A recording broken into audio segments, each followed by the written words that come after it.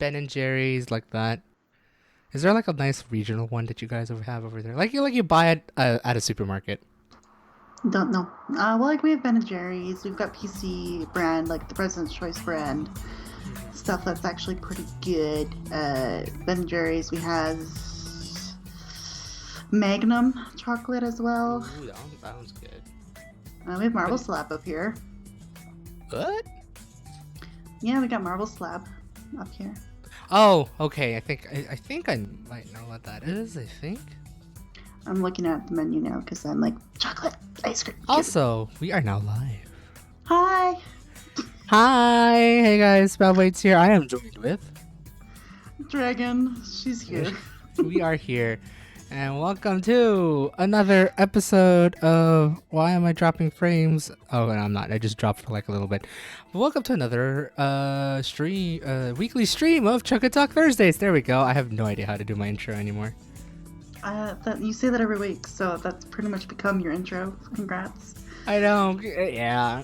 I said episode, so I was like, wait, hold on a second.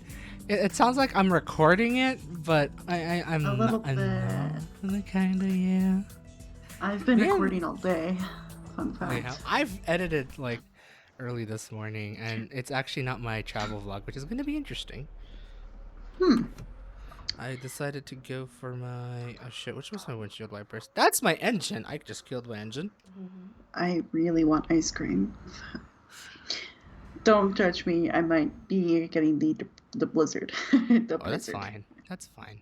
I wanted to get some ice cream actually today because it's been like stupid hot in California. I'm just on the monthly thing, and everything is paying. So ice cream. You need something. You need something to comfort that. That's Yep. understandable. Yep. What was I saying before? Before all the weather talk. You Which I were do saying you were kinda... editing. Oh yeah, I was editing, and I was editing a video, and my God, two things. One, yeah, definitely check your audio, which I think everything should be mint now. But I think I was using regular OBS, and I thought I had all my audio cues just right. I did it, so I had a fun time editing Oh audio levels for like a good solid hour. no. Sorry. I'm fucking Dairy Queen. Don't do this to me. It's like order cannot be found. I'm like, please, I ordered. But Okay. I did edit a couple sessions of Gartic Phone with friends, and it's gonna be great.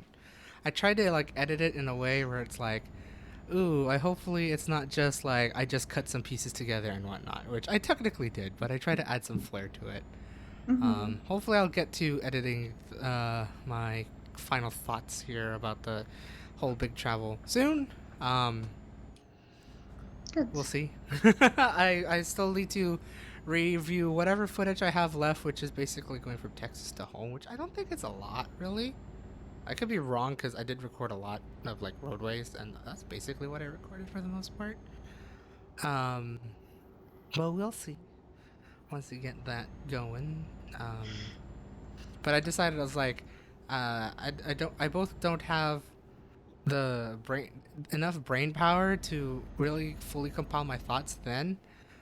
Plus, yeah, it's just been we're going through a pretty nice heat wave here in Mm-hmm. California, and Uh, supposedly all of the West Coast. it got really cold here. I say cold, but like we've hit 80s recently for like Fahrenheit, which has been like a Mm-hmm. nightmare. And then it stormed for like 3 days in a row because prairies weather. Right. And now it's just cold. It's only 55 and it's raining and gusty and windy Ew. and I know it's I would cold. have been I would have been okay when you said 55, and then you said the rest of it, and then I was like, okay, no, I pass. Yeah, we've had like it's been really really hot and then the first storm kicked in and it got super humid. Like thick, heavy heat kind of in the house and anywhere you went. It was just that Mm, kind of really ucky, sticky heat and like hot. yeah. Um, Words. I've been Toastmastering all day today, guys. I'm not gonna be good at words tonight. Uh, and then, That's fair. yeah, then like the next storm hit, and then like the rain came, and then the wind came, and I was all like, oh, now we cool you all down for a couple days. So AKA working has not been fun. Oh boy. Because I'm either like I really sticky and sweaty to just being downpour and dumped on for rain. it's like you're wet one way or the other, and both of them are just not pretty in its own sense. Yeah, that's a good way to put it. Just nah, not fun. Yeah. I mean, I do. I mean, I always do complain like extreme heat, no matter what. But it does You feel so complain much about better every than. weather. That's true. Um, but it does feel so much better. You know, I'll grab gas later. I will regret saying that. It feels so much better having dry heat than what, like humid heat because I hate Yes. sticky. I mean, sure, I sweat in dry heat, but it'll take me like a good solid 5-10 minutes before I start sweating, and that has to be like outside in the sun, Mm. whatnot. But yeah, when it's humid, it's like what 2 seconds, and then you're just drenched, Yep, pretty much. which is like, oh, it's disgusting, and it doesn't help after you like take a shower, and it's like you get outside, you feel all nice, clean, and prepared, and then you go outside, and then suddenly I'm sweating already. This is already disgusting. Yeah. Um, well, we don't have like AC really in here, so like just Ooh, getting up out of bed in the morning and walking to the bathroom has been like, oh no. ooh, ooh, that's not good. Yeah. Hopefully your well, they don't know this yet, but hopefully your new place has AC, right?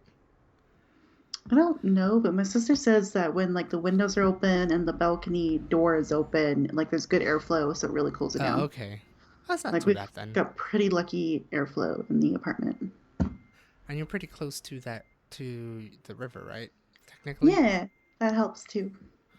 Although the river's deep down in a valley, so I'm you pretty know. sure you'll get some good headwinds with that though. So, Yeah, the wind has been for sure. She said that she's been enjoying the wind for sure. oh, that's pretty good. Yeah. Um. Oh my God! Well, Drive faster, you bitch! I want my ice cream. I'll Me deliver your ice yelling. cream right now. Here we go. Ooh, I just ran over a sign. Look, it told me 10 minutes and then it jumped it up to 15. Okay, I'm not happy. Ew.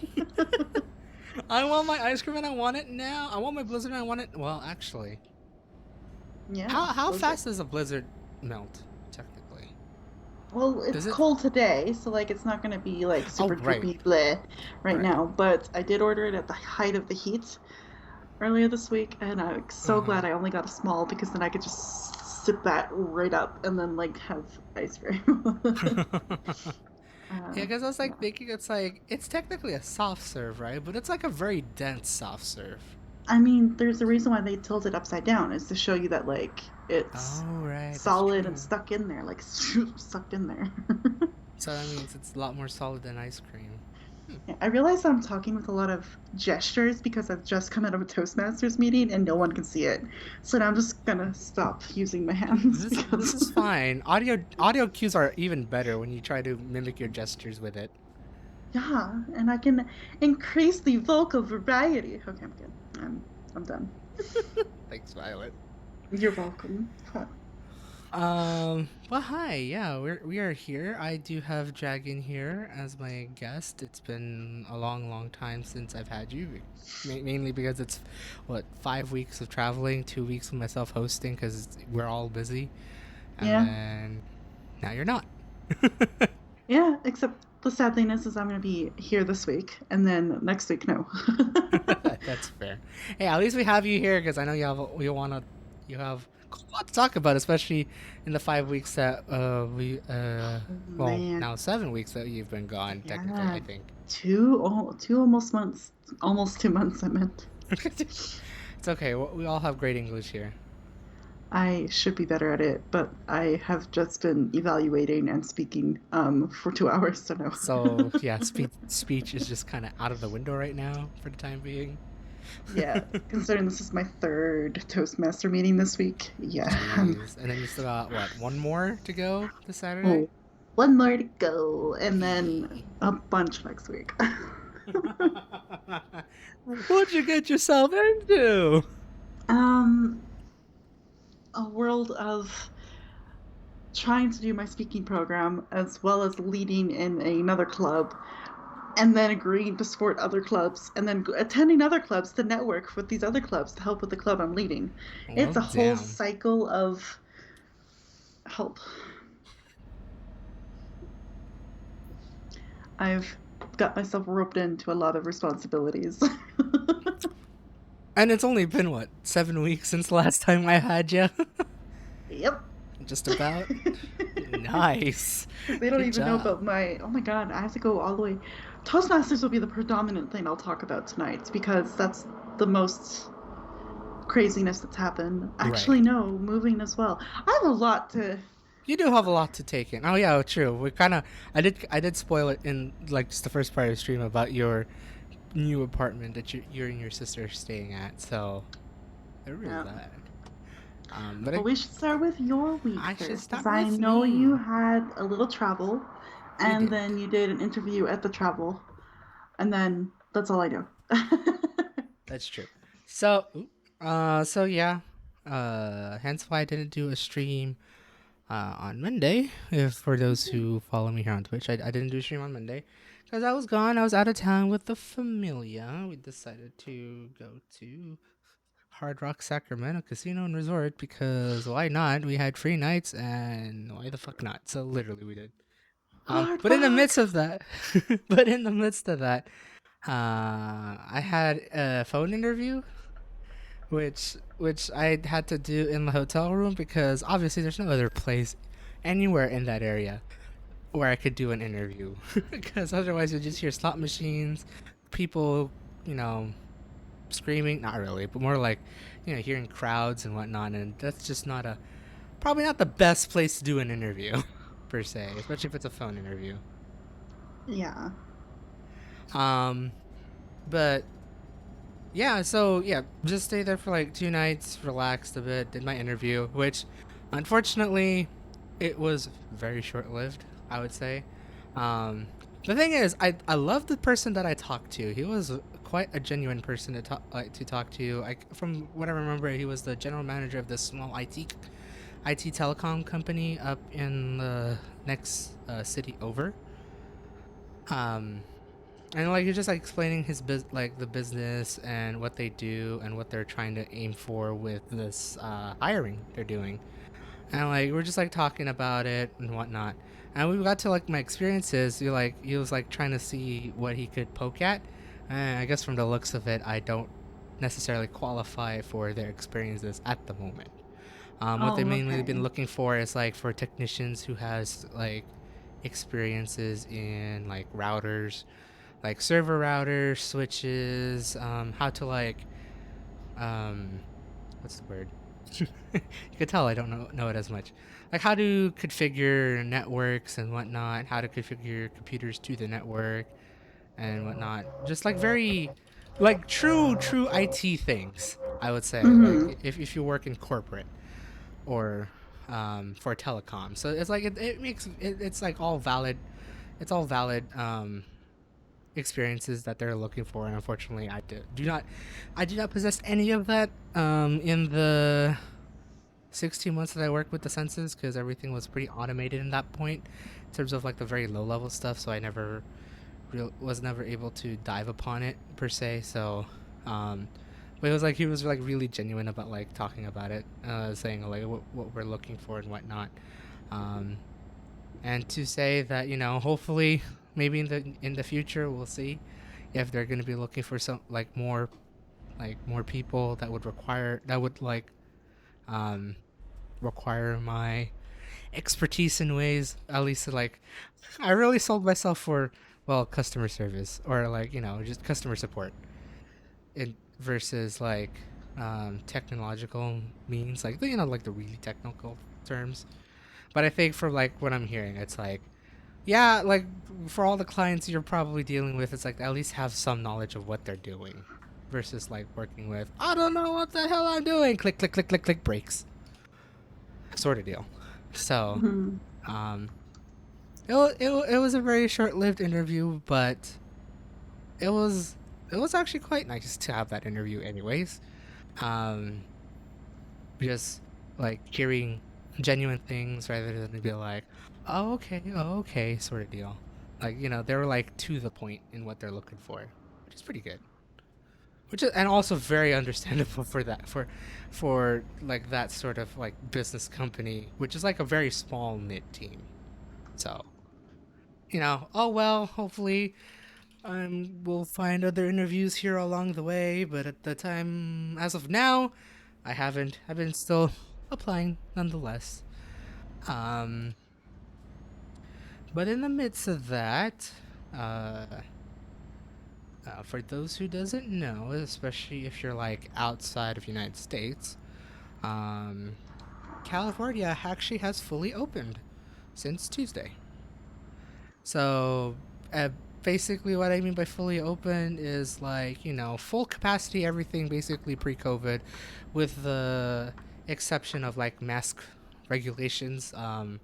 Technically, it is like recommended for those who are fully vaccinated to wear their mask or not. So, that's up to the person if they want to. But for those who are not fully vaccinated, you still wear a mask.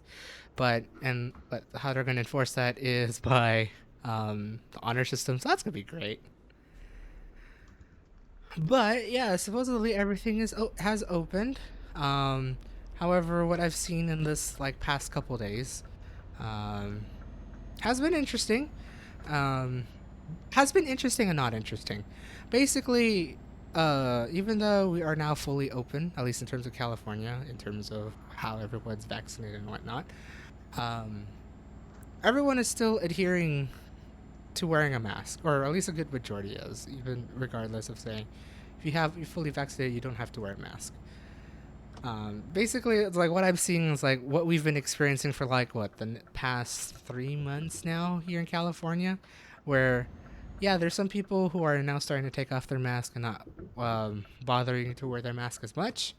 Others are like continue to wearing the mask because they want to, and I basically see no difference so far between not open and open. Aside from, I guess, like one really big thing is what even saw in Hard Rock was when we checked in on Sunday. It was still not fully open yet because the Mm. California fully opened on June 15th on Tuesday. So um, on Sunday and Monday they were still doing temperature checks going into the casino and the hotel. So like, one by one, all that stuff.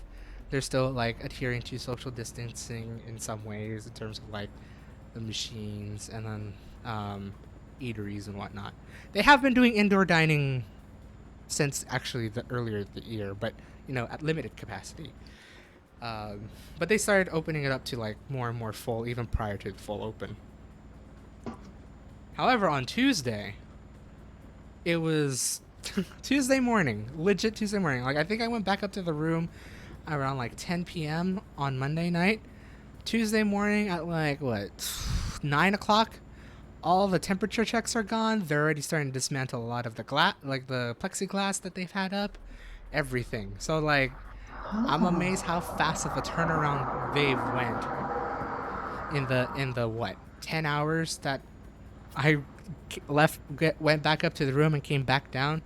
It's like Crazy. they did it was a full 180 from like following regulations and restrictions to, oh yeah, now we're open, we have all the stuff here like pre-COVID. It was really interesting to see that sort of transformation.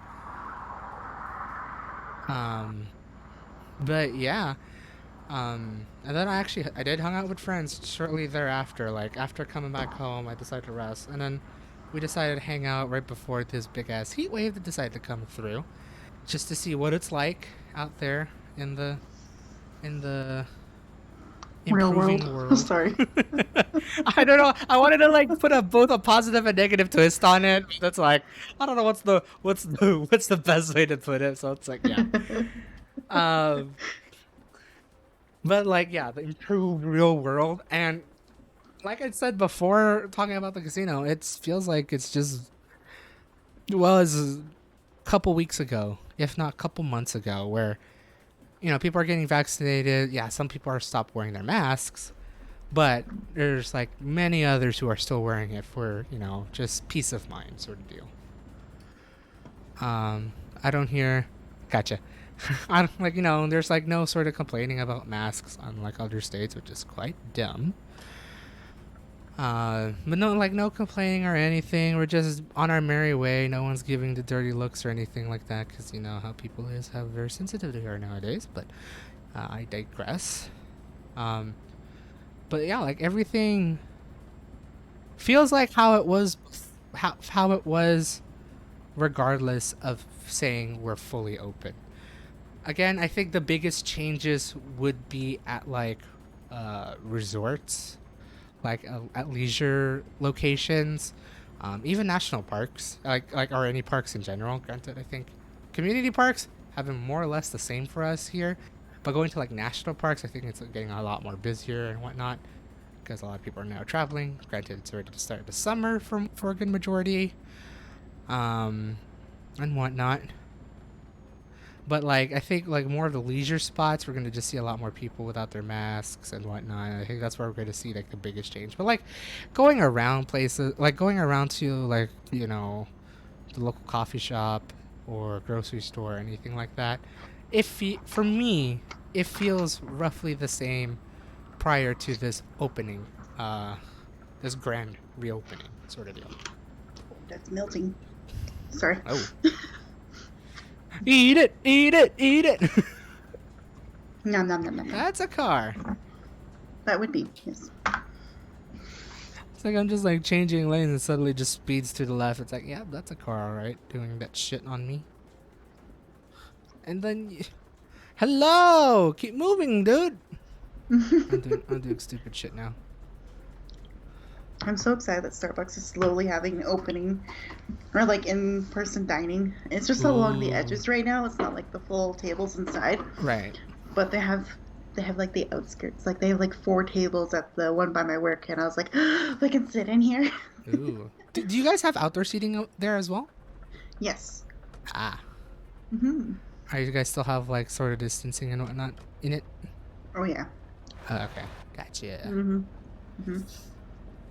It's still pretty restrictive here, but they're slowly getting things opening, and we're getting down to less than 200 cases a day, finally. That's pretty good. Mm-hmm. Considering where you were coming from basically before I left. Yeah, the almost 2,000 a day. Yeah. Mm-hmm.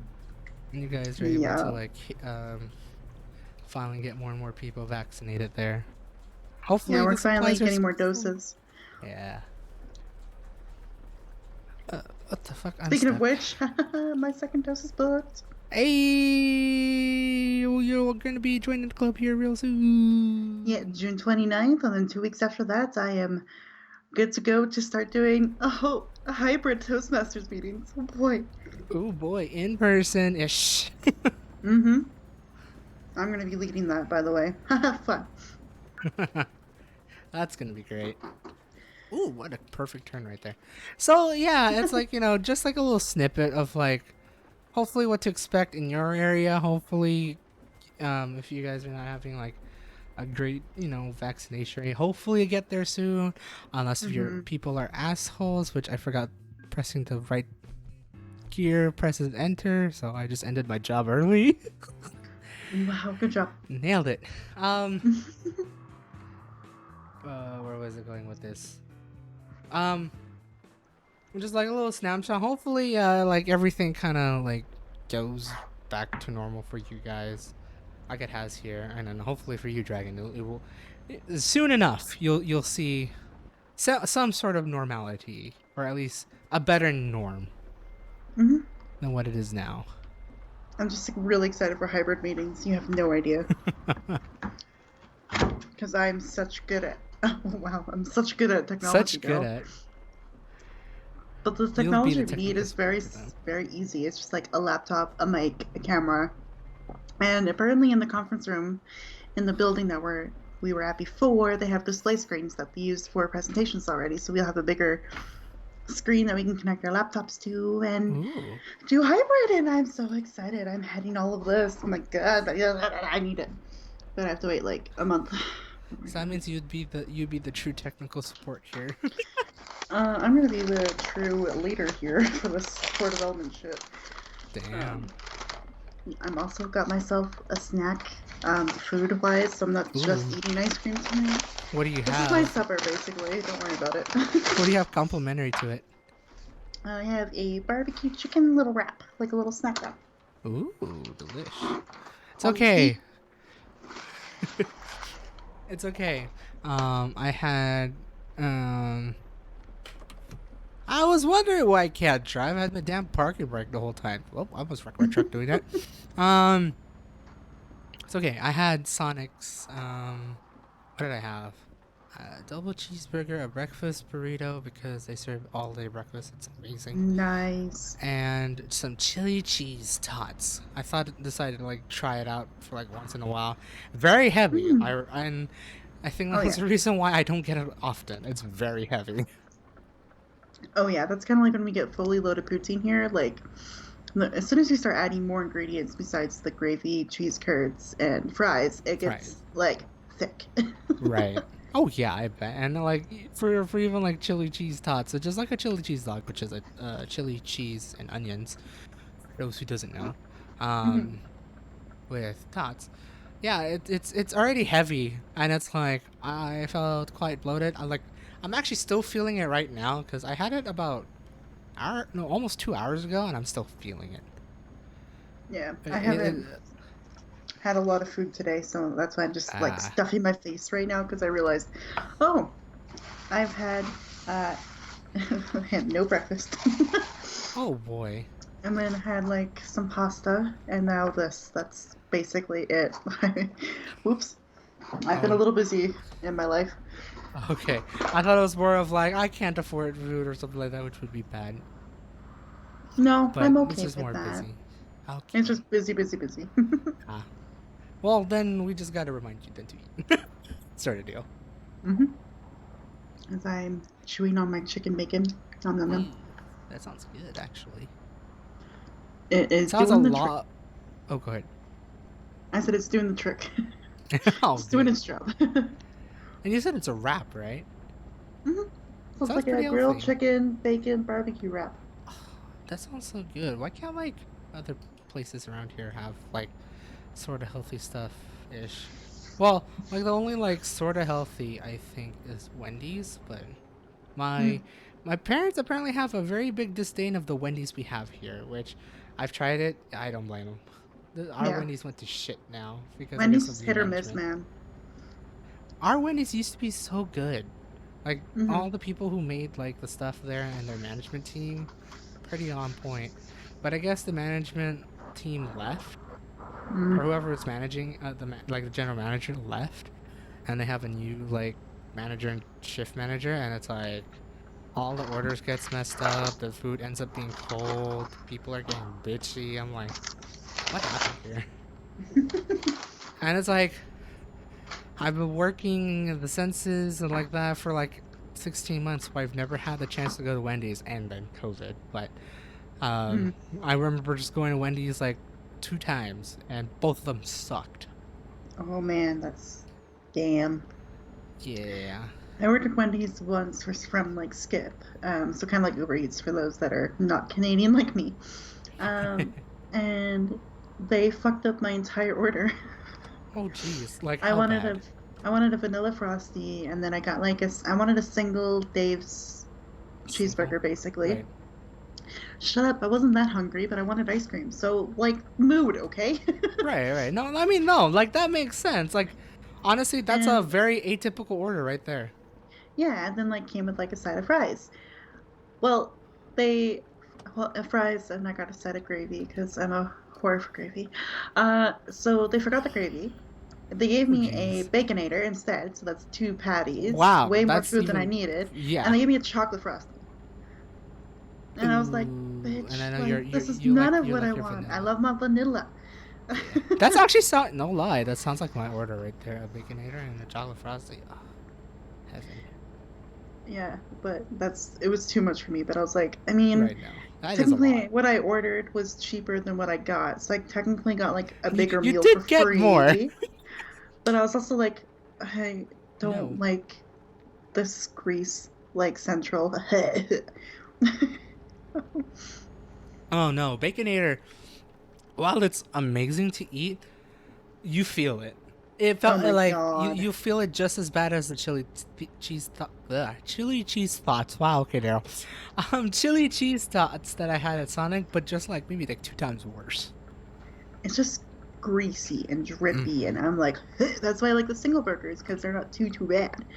Right. But you put 2 patties on there with like 2 layers of bacon and cheese. That's just your hands are 2 pieces of dripping. cheese, and it's like a big patty. It's like using big patties and the big buns, so it's like, oh, Yeah. So, not to cut you down, Wendy's. You're great. We love you, but right. No, I mean um, I do love Wendy's too. It's just the Wendy's I have here sucks ass now. It's so bad. yeah. Hmm. Um, it's like compared to like oddly enough, I think I only had Wendy's one other time during the travels. I think one. Yeah, one. Hmm. And they were like, eh. But I was like, I looked at the rest of the menu. It's like, there's really nothing appealing to me because again, because I think it's COVID. Like they Hmm. haven't really tried to experiment with like new shit right now because of COVID. Because I remember like yeah, pre-COVID, like every 1 or 2 months they always change it up for their special, and it's like a drastic change that Yeah. like would make me want to go to Wendy's and try it. Our Um, drastic change was switching from vanilla chocolate options for Frosties to strawberry chocolate options to strawberry vanilla options. That was the biggest change we've experienced up here for Wendy's for a little Woo. while. It was just the different flavor rotations. Right. Yeah, like for Wendy's here in the States, I mean, I think it may be the same. It's like they always have like a certain burger, or they do something with the fries, or many a things, or like a new chicken sandwich or whatnot. But as of late, everything has been very meh. Mm-hmm. When I look at it, and it's like it's not really enticing me to go have a Wendy's compared to like. Granted, I say that, and I go to Sonic's, which barely changes their menu, but they do have seasonal stuff. Like every 1 or 2 months, they do have something seasonal, and it's like, Mm-hmm. ooh, I'm willing to try this. I think like the couple times they had like Fritos burrito. I think that's always been like their staple, but it got removed because of COVID. As of late, they have this like chicken, like popcorn chicken po' boy, which is basically a po' boy Ooh. but using popcorn chicken, and it's surprisingly good for like $3, and it's like pretty decent size, like about the size of my head before I hit a guardrail right there. Um, yeah, and like I've been like trying like a whole bunch of things out. Like sure, it's like very limited, and then usually they have just like a normal menu. But then like they have like decent deals and whatnot. So it's like all right, I'll go for it. And well, my dad really likes it, and he's starting to love that more than Wendy's, which at this point I don't blame him.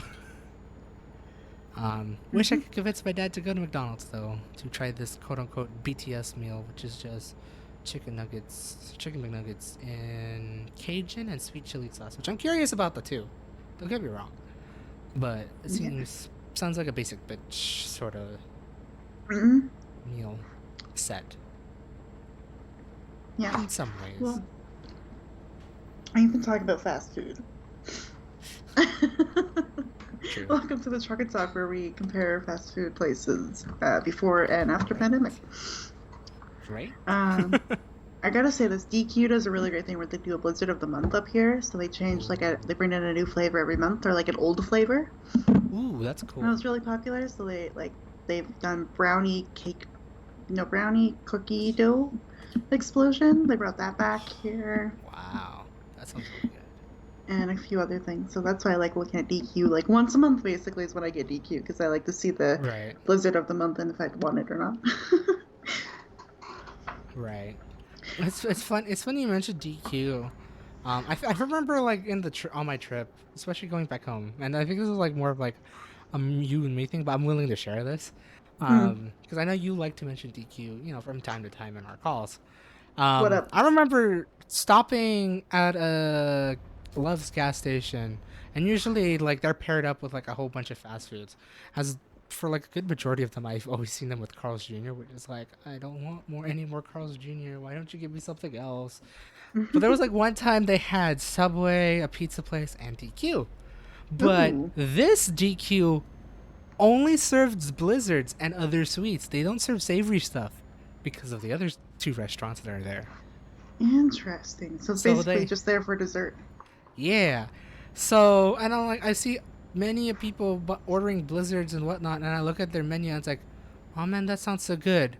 But then I'm easily reminded of myself having way too much sweets the past few days traveling. So it's like, I can't. I really Mm, can't. This is gonna hurt me, fair. especially if I have a blizzard, because that's just gonna wreck everything in my body after Yeah. having so much sweets. I was like, oh, but it's so tempting. And I was like, I like looked at the prices because I was like, I don't know where I was specifically. I think it was like in the Midwest, and I'm pretty sure they're like drastically cheaper over there. It was like for a large blizzard, it was like $3, $4 or something like that. Damn, that's cheap. Yeah, and I was like, oh man, I am so tempted, but I know I can't have it. Oh man. Num num num. I got cookie dough blizzard, by the way, if anyone was actually curious Ooh, of that what sounds ice so cream I good. was having. I look after mentioning it, it's like, I haven't really heard of what Blizzard you actually got this time. Cookie dough. Num num num. Cookie dough? Ooh. I usually either Pretty, get pretty cookie dough good. or strawberry cheesecake. Ooh, nice. Yeah. I remember like seeing that. It's like, ooh. Those sound good. Ooh, the brownie. Oh no, no, no, I can't. No, I can't. My one big ass weakness is brownies. And having that in a blizzard is like, no, no, no, I can't. That'd be too damn much. Yeah. Um, but is there Um, anything else that went on for your week before we really just do a deep dive on I know, fast right? food? Aside from that, yeah, we're slowly going through a heat wave, which is going to be very interesting because, for those who doesn't know, I'm traveling again with my family here, this coming Sunday. So, no Minecraft Mondays again for next week. But we're going to be traveling up to Redding, California here on Sunday, coming back on Wednesday. And unfortunately, unlike the Central Valley where I live, it cools down. Um, it cools down right after what Sunday. Uh, on Monday. What was it? Monday, however, or like Sunday, like yeah, Monday in Reading. However, there we go. I was trying to figure out my words there. Um, Monday in Reading, however, it's gonna be hot. Cause there's no place for like cold wind to travel over there, so it's gonna be a very hot time, which will be great. I'm gonna do something real quick here. Go for Do it. do do. Go. Nice. I forgot that was a thing. Yay! I remember how to mod. What up?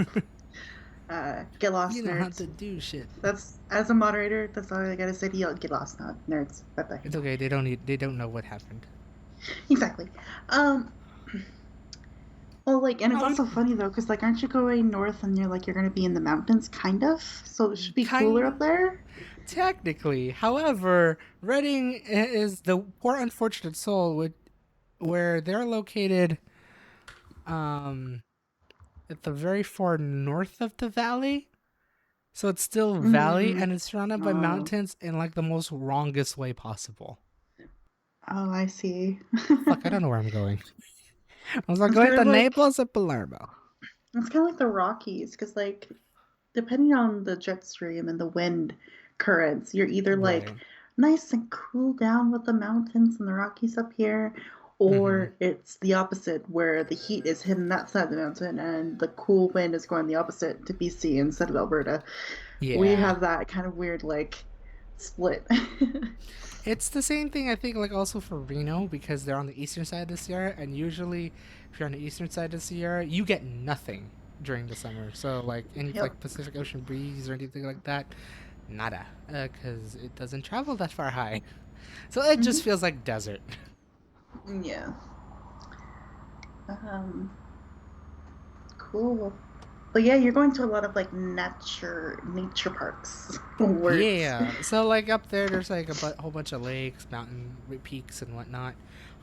Hopefully, I know for the fact I think Monday and Tuesday should be like Monday is kind of like but Tuesday should be like feeling a little bit better to travel. Mhm. So we'll see how well this goes. But we're gonna try to make the most of it. Try to visit national parks. There's a couple national parks up there actually.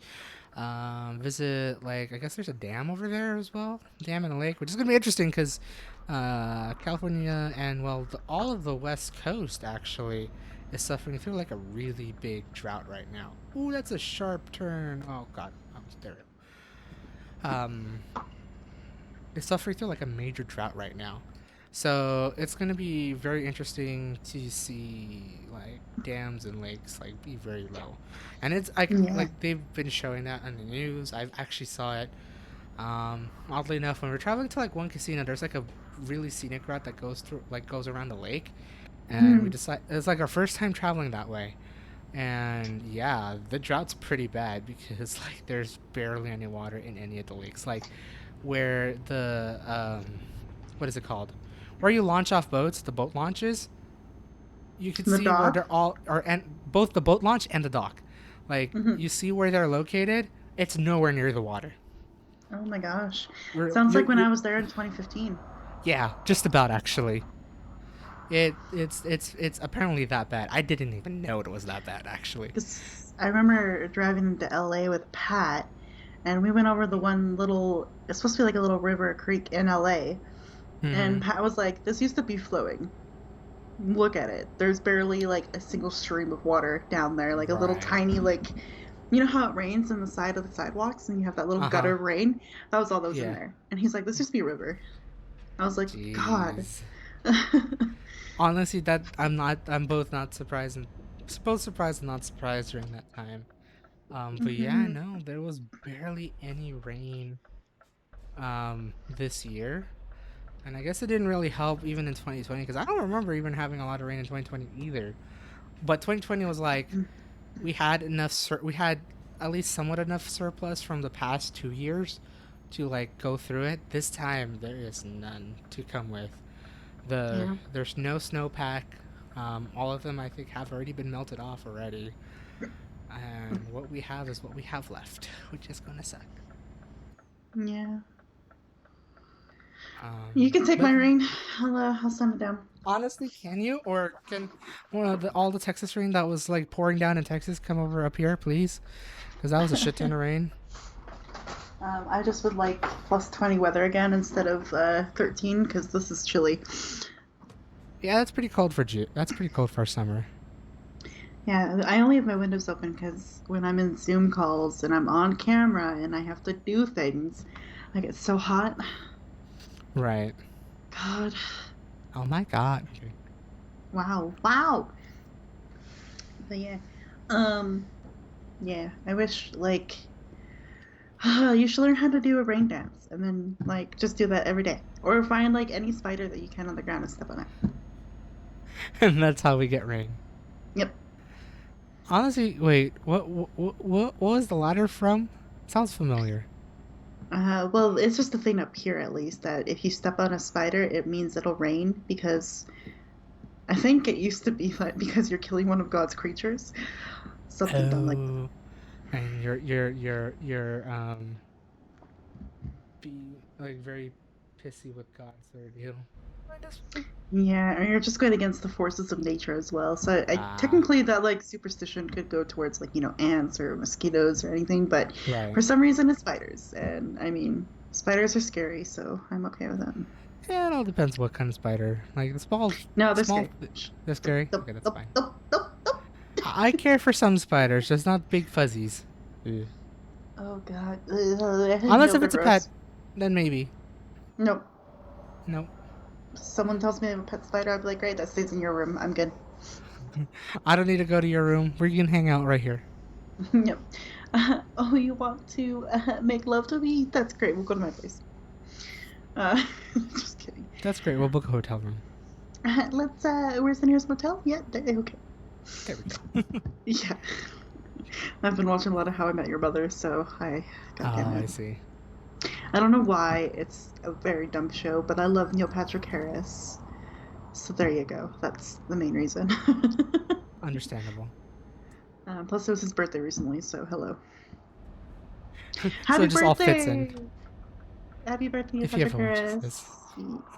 He will never, but fuck it. I'm sending Suddenly out the sees a birthday energies in the world. nailed it. Did you Yeah. just. Damn, Daryl. I thought I pressed the break in time. I didn't. Nope. Nope, nope, nope. Um, what was But I gonna that's say? based. Oh, go ahead. If you had Nope, any. never mind. I lost it. My bad. Sorry. That's pretty much all I got. Expect hopefully a travel vlog here up to Reading. Unless if I'm dying from heat, hopefully not. But I do expect a travel vlog. Hopefully, will be my parents and I will be doing stuff, and I'll be recording it. Good. Because I've been wanting to do more and more vlogs, and so you will get that. Gee, Perfect. I broke my game. The fuck? I broke my game. All my space bars and everything are not working properly. Okay, game. Oh no. Well, this will be a good transition to me, I guess, and I can like ramble while you pick a load and fix things potentially. Go for it. Ooh, lamb stomachs. What? I guess I'm traveling some lamb stomachs. Oh, delicious. Yeah, you're in Delicious. Europe. Yep. It's You can tell you're in Europe. When? I never thought I need to travel. I need to transport 13 tons of lamb stomachs. Oh my gosh. I hope it's a refrigerated unit. Otherwise, I Yeah, feel sad for these stomachs. fair. Okay, so I'm gonna go through my stuff here, kind of. I'm gonna structure it like a speech. So, Toastmasters Hey. application to real life here. What up? Uh, so I'm gonna talk about sort of. I want to talk about like the YouTube stuff first, and like the Mm-hmm. podcast, and then my idea for a third series that will be 3 videos a week, which is exciting for me because I never thought I'd get to that point. Ooh. Uh, Yeah. Have you? You have done it before, though, right? Uploading 3 videos a week, or is it really your first oh, time? it's been years since I've done that. Oh, okay, okay. That's what I thought. It's like I think I do remember you doing it once, but yeah, no, it's been like a Yeah, while. before the UK for sure, and even Right, then, not really. right. I didn't really have a schedule before then. It just kind of was like whenever and whatever. But now I've got like a schedule, so it works Right. out great. I want to talk about YouTube, that stuff. I'm close to 30, so woohoo, what up? Hey, go subscribe to her if you haven't already. Yeah. And then I'm going to talk about work and moving and that kind of big thing. And then I'm saving the Right. whole chunk of Toastmasters at the end because it's a chunk, guys. It's not It's a just a really few big bullet chunk. points, it's a big chunk. So, I've heard some of it, and it's a lot. yeah. And now I've had ice cream, so my throat's going to be all weird. I apologize. It's not COVID. I'm vaccinated. What up? Uh, sorry. It's just having ice cream. It just does that to you. Yeah, it's so weird. I hate it. But anyway, YouTube stuff. I feel so weird about YouTube sometimes because the podcast has been a very unorganized mess because I've started with Toastmasters again, brought that back up as like a few weeks in a row. And then I was like, I need to actually do something besides Toastmasters for this podcast. It's not a Oh, Toastmasters podcast. I need to stop. So then I had the but it's brilliant so tempting idea to of talk looking. about. It is so fun to talk about. I love it. And not enough people in my life want to hear about it, so I just ramble about it. So sorry, guys, you get to hear me ramble. But I was like, I need to stop it though. I need to find something else. And I've been really wanting to get into research again and look at histories and unique things in the world, basically. So I've been looking at random science facts here and there and random geographical things that I've randomly started researching. Well, then I really found my niche in looking at weird and unique histories. You And have. I've been finding some really fun articles Oh no. Oh my. about like some really cool histories. So this week's episode, for example, is about the Pirate Queen of Ireland. And there's this lady who just has been scorned so badly with like having a boyfriend of hers get killed, and then her husband gets killed, and then her second husband gets killed, and then she has like one of her kids gets killed, and there's just a whole bunch of strife there, and she just gets revenge and is a badass pirate queen, and she literally becomes a queen of a part of Ireland. Oh, And it's dang. just such a really fucking cool story to go through. Like, I loved it so much. She's the badass queen of Western Ireland. And yeah, that Dude. was great. So I found like a unique history there, like a woman back in like the 1300s, I think 1390, 13 something around there, having that kind of a role and stepping up to be a leader was very unheard of. So it's really cool to kind of Right. pull those histories out and be like, look at this, women are badass. And then suddenly the culture changed, and the culture changed in a shitty way because men became the patriarchs. Woo. Hooray for Sarcastically. patriarchy. Yay. Exactly. Things could have been very different if she was well respected at the end, and we could have had hopefully a matriarchy, but no, that doesn't exist because English took over. uh, Damnably English. Damn the English. So, really cool Pirate Queen story. And then before that was the medieval shopping experience. That was a fun episode to record because I was like, oh my god, I feel like I'm there. Like, seeing the cobblestone, like, Market Square area and people just crowding in there and doing all the shopping and buying pigs and cows. Oh, I Right. really loved that one. So as you sounds can like tell, you need. sounds like any kind of market, really. It does, except it's quite different. And the currency, holy Oh fuck, yeah, was that it's true. confusing. I I heard that you had a fun time just like trying to like list out how this currency worked with shillings and pounds before Yeah. everything came about. And I'm like, why is the D the symbol for pound? It makes no sense because P is the first letter, not D. God damn it.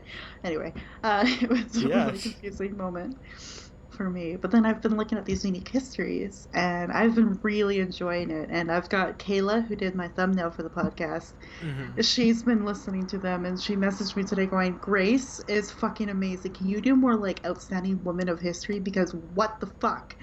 I was like, sure. And so, spoiler, next week I found another lady in history Ooh. who has a very interesting influence and role in terms of France and England, her connection between marrying both kings at one point. Oh, Um, interesting. and then having their ears and influencing them to do things. And it's a really cool, and again, another unique story where she really had the power in the relationship and over the rule of France and England at one point. Damn. It's a very cool story there. And then I found a dude. I had end my little like history podcast. So this is the upcoming weeks because I've recorded in advance due to shit happening Things. pretty soon. And he's the article. I read it and I giggled and I was like, I have to do it because it was like Eustace the monk, the most unholiest holy man. That was the article, and I was like, I need to know more. How is he the most unholiest man despite being a monk? And it's a wild story. He basically becomes a pirate and then works for the King of England, which is actually funny. It's a continuation of Eleanor's story a little bit because she died, and then that's where the article ended. And then her son John becomes King of England. And then this guy Oh. ends up working for King of John. So kind of is a nice little like, oh, we get to hear more about like her son, and through this story of this crazy monk. And then Damn. they, yeah, then their relationship falls apart, and then Eustace is like, well, I know how England works and their military works. I know who I can go help. Went to the French. Ding. And it's just been he has a wild story between piracy, diplomacy, working as a personal assistant and becoming admiral of the English Channel at one point. He's just Damn. this very cunning and manipulative kind of character, and he's so much fun to like learn about. So I've had a lot of fun reading about him. That's pretty Yeah. good. Yeah, it's I've been really enjoying it. So it's getting to the point where I'm waiting to see like what the views are like, what the feedback's like, and I might actually make that into my third series. So I can keep going with the podcast and doing like going back to topics like gaming, influencing, all that kind of stuff, and Right. then do a third series where it's just unique histories, where I go through and just share little stories of random people, places, and things. Dude, that's pretty cool. And like I like if you could not spoil. Well, I don't know if it's gonna be like a secret or not, but like if you could explain it somehow. Where are you finding most days? How do you come about some of these articles that you stumble upon? Started off with a very quick Google search of just unique histories. Literally, that's Okay. what it started with. And then it led me to a website called historyextra.com. Okay. And they have their site organized in various ways. So if you want to look for a certain time period and look up some different histories and perspectives, Mm-hmm. depending on time period, you can. So they go from like medieval, Tudor period, World War II, World War One. Like they have like the actual time periods organized. Then they will go to places. So you could talk about like medieval England, medieval Europe, da da da da da. And so they have different categories basically. And they have one that's weird and unusual, oddly enough, I think is what it's called. And that's where I've been finding most of mine. Let's see here actually. So topics. So they got time period, they've got people, so they have even fuck, whatever, Egypt guy, pyramid guy, yeah. Oh, Tutankhamun. Richard, yeah, Richard III, Henry the Seventh. No, that's Henry the Eighth. I can't read right now. Elizabeth the First, Queen Victoria, Winston Churchill, and then you can click on View All People, so they have more like Prolific. prominent, yeah, prolific peoples. Fuck. I hope you Um, English tonight. I'll try. Thanks. And then they have topics, so you can look at kings and queens, sex and love, religious history, Hot historical damn. Q&As, weird and wonderful. That's where I'm going for all of mine. Social history, so that's mainly like culture and like what society is like in history, women's Mm-hmm. society, and heritage visits. And then they have their own podcast as well, history quizzes, events they host. You can create a free account there, and you get access to the full articles. Dude, that's pretty cool. And I've been really enjoying it. And they have a connection to the BBC History Ah, that's pretty neat. So they magazine have. interval. Oh, that's cool. So like they have like they have some sort of archives. Hi, bug that was just right in front of my face.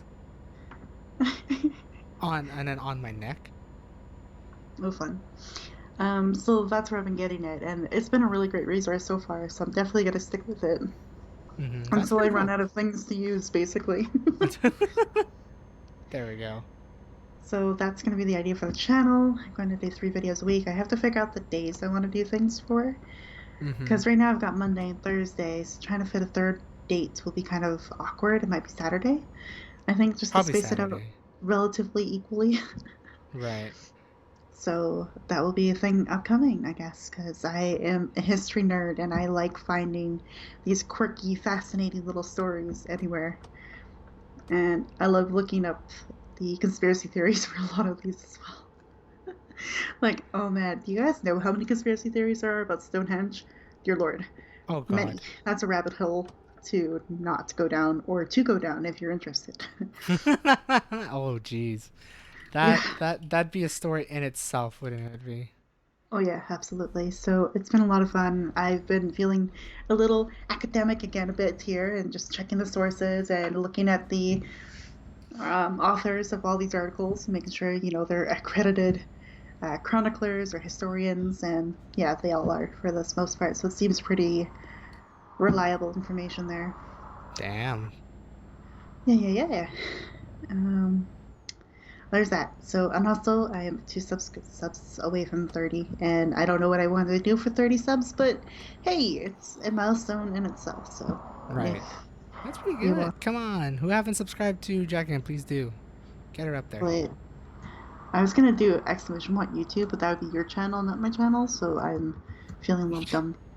Exclamation Yeah, Dragon go. and Dragon's done actually, if you like put that out there too.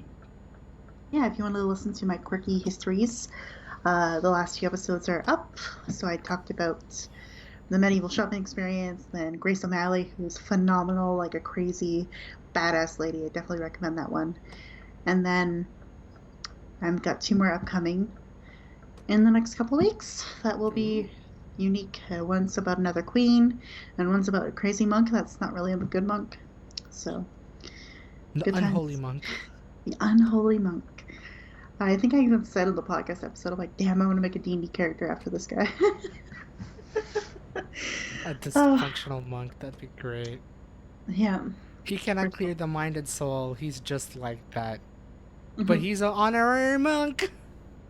He did attend a monastery for like a year or two and then got kicked out. But No, so no, no. He graduated from the monastery, and then some shit happened right after he left, and now he's very no, unruly. he either he left on his own accord or got kicked out. So it's a very Okay. funny story. It's really fun, guys. I'm not gonna lie. He gets dark though. He does do some messed up shit. Oh So boy. it's a story of lots of funniness, humor, craziness, and then there's some dark stuff. So it's all of it What wrapped century is into he one. from? This would be in the late 1500s to early 1600s. Oh, interesting. Okay. Yeah, because he was there during uh, when England had a civil war because King John was a moron, basically. Uh, that's a biased opinion if you can't tell. He basically inadvertently created a tax that the barons did not like, and it caused a Oh, civil war. Boom. And then he lost a bunch of land that his mother helped him fucking get, and he just blew it up and lost it after killing his nephew, idiot. Sorry, history lesson of dragon, and it's all biased because I've literally spent all day with history today. dang. And then, yeah, so there's a civil war that broke out, and then of course France was like, "Oh, England's falling apart right now." You say, "Haha, let's go send my son, King Louis VIII, over, and he can conquest and conquer England."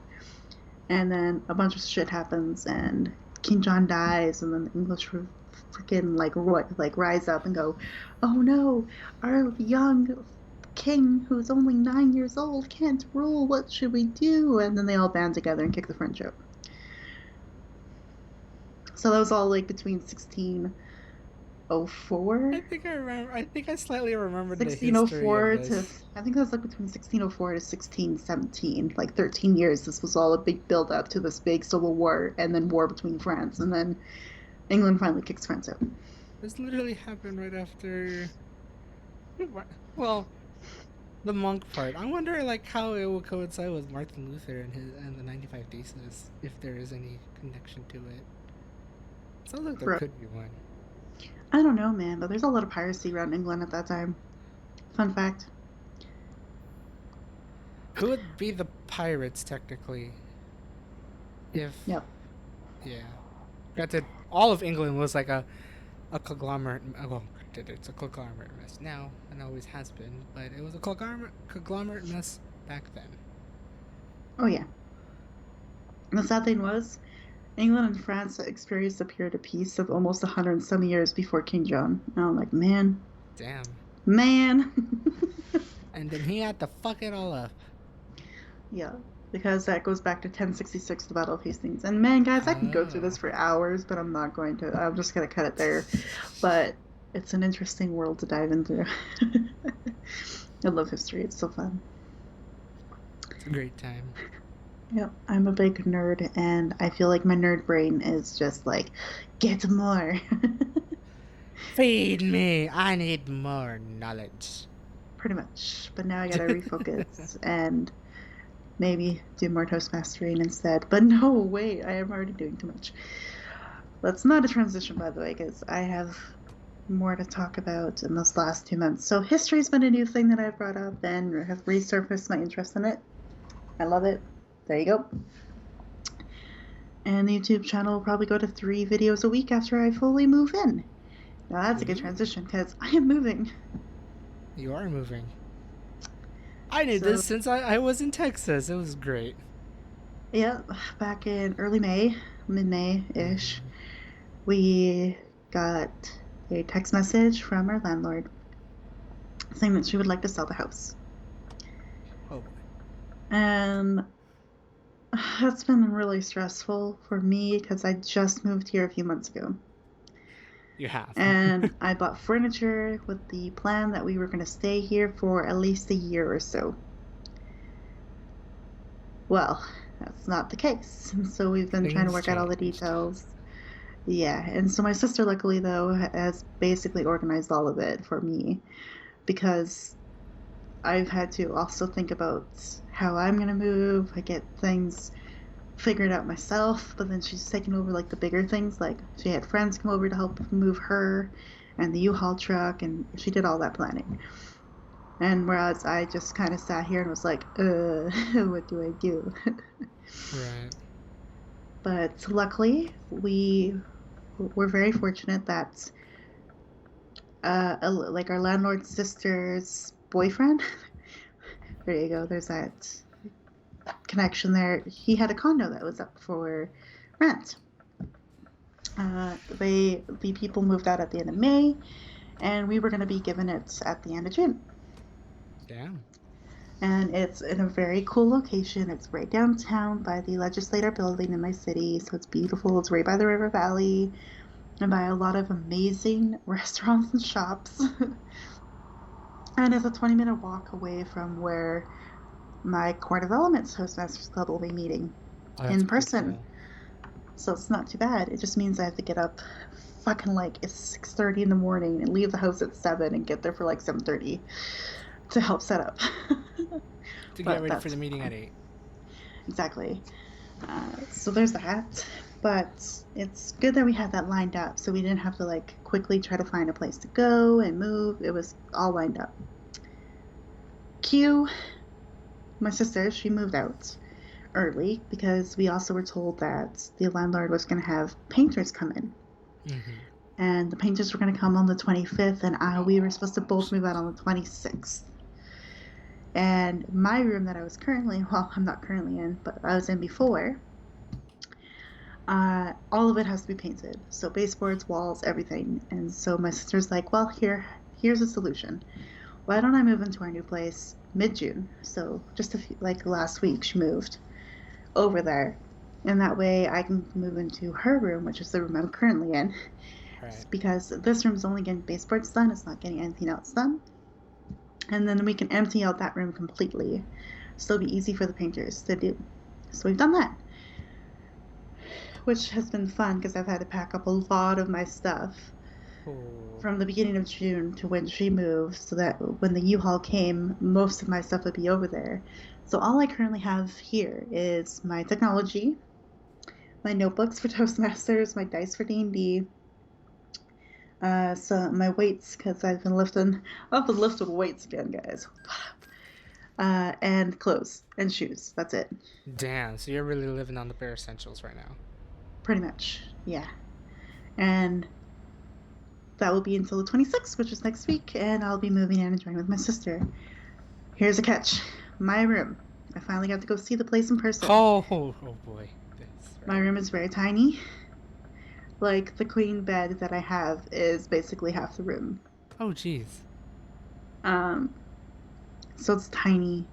So I had a really nice big desk that I'm actually so emotional about because I just sold it this week and it's gone. Oh It was no.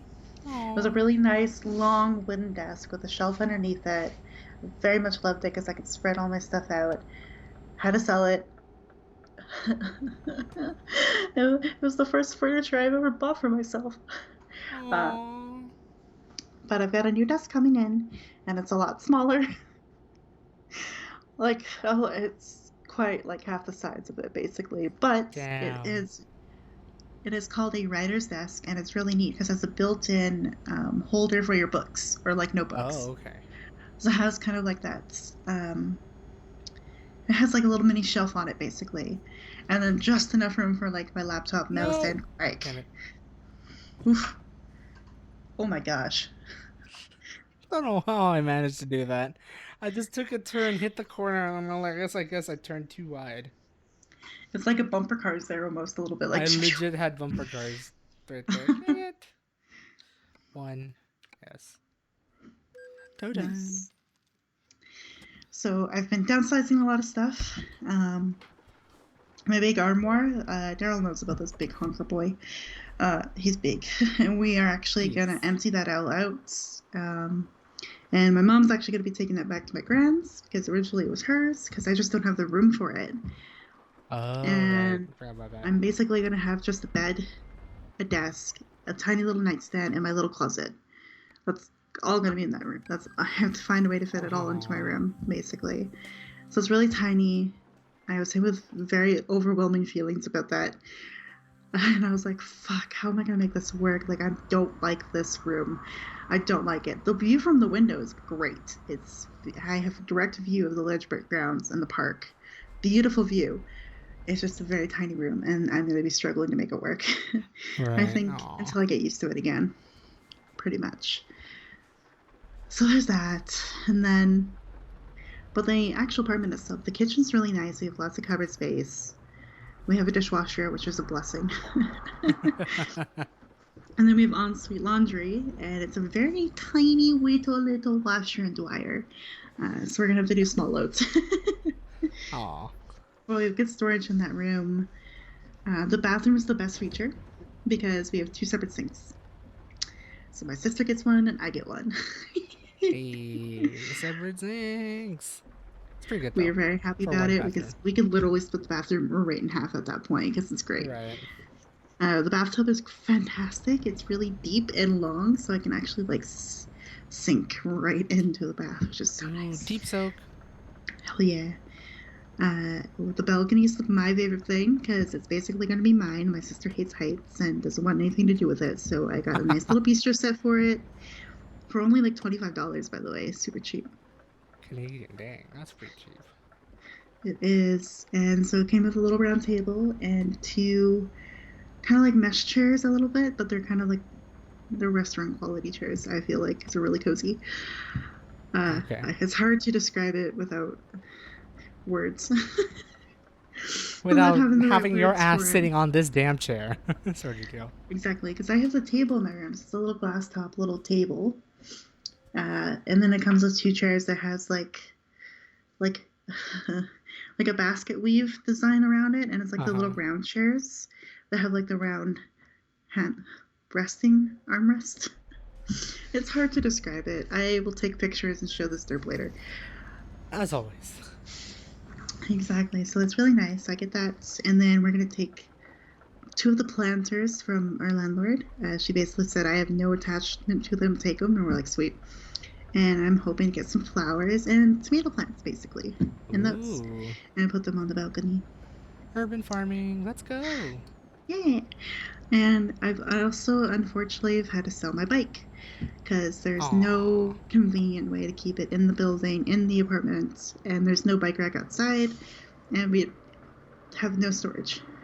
That's lame. So I've had to sell the bike. I've had to sell my desk. And we're getting rid of a lot of big, heavy furniture. And I'm getting rid of my bed frame and getting a new bed frame because the other bed frame is an old metal, squeaky, rusty bitch. So a lot of That one's changes. understandable. Yeah, a lot of changes, which leads to work. I will be transferring stores to Stony Plain, whatever it's called. I don't know. Basically to West End location instead of the South Side because that commute will be a bitch. Right. Especially where you live. So, yeah, living in downtown. So it'll be a little easier to get there, and I'm going to overnights. However, today I've had this lovely realization that some of my shifts are only 4 hours. And so busing to there will be fine. I can get there for 11:30 easily. But how does one get home at 3 or 3:30 in the morning? So I'm going to have to budget for some Uber and cab fare. Whoa, okay.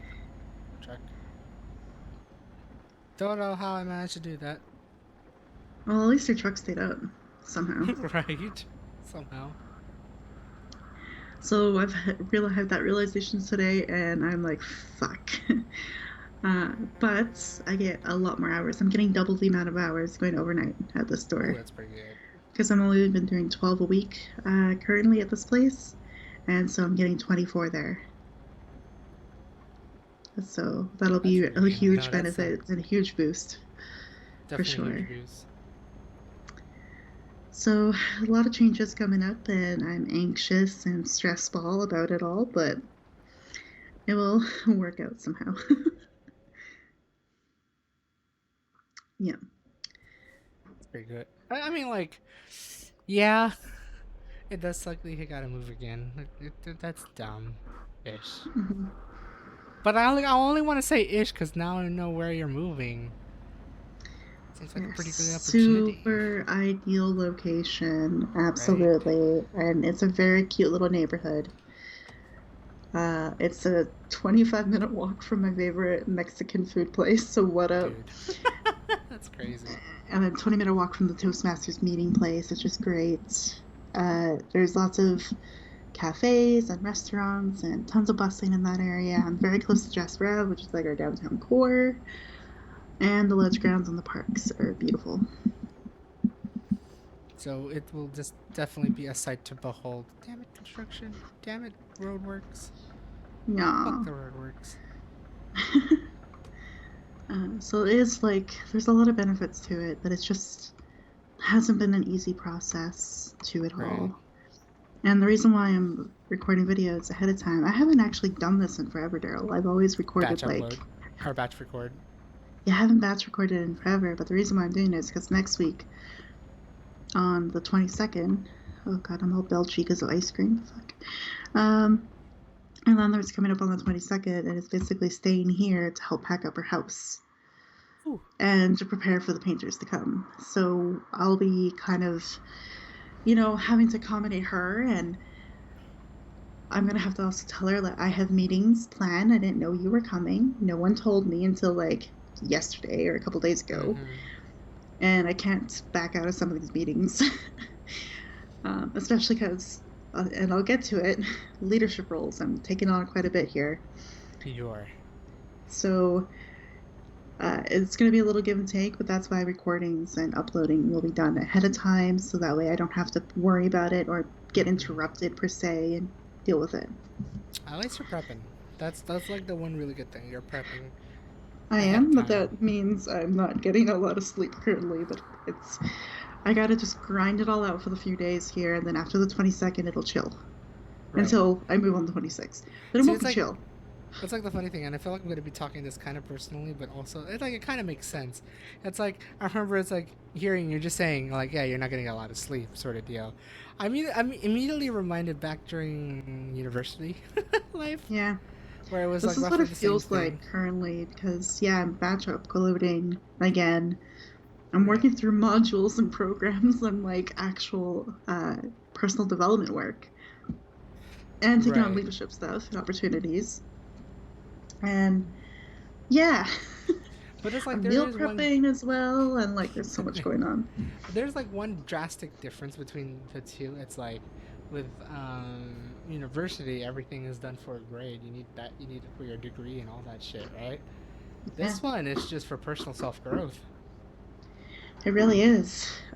which is like And both a good and a bad thing. If it's like yeah, it's taking a toll on you right now, right? However, it's better than just doing it for a grade.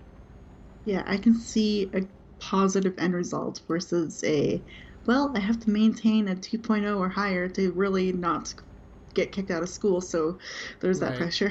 Especially since you like, yeah, and then like at times you're like that close to finishing, like in the Yeah. final semesters and whatnot. Like this time around, it's like, you know, it'd be pretty damn cool if I could do this, because man, I could get far in life with this shit.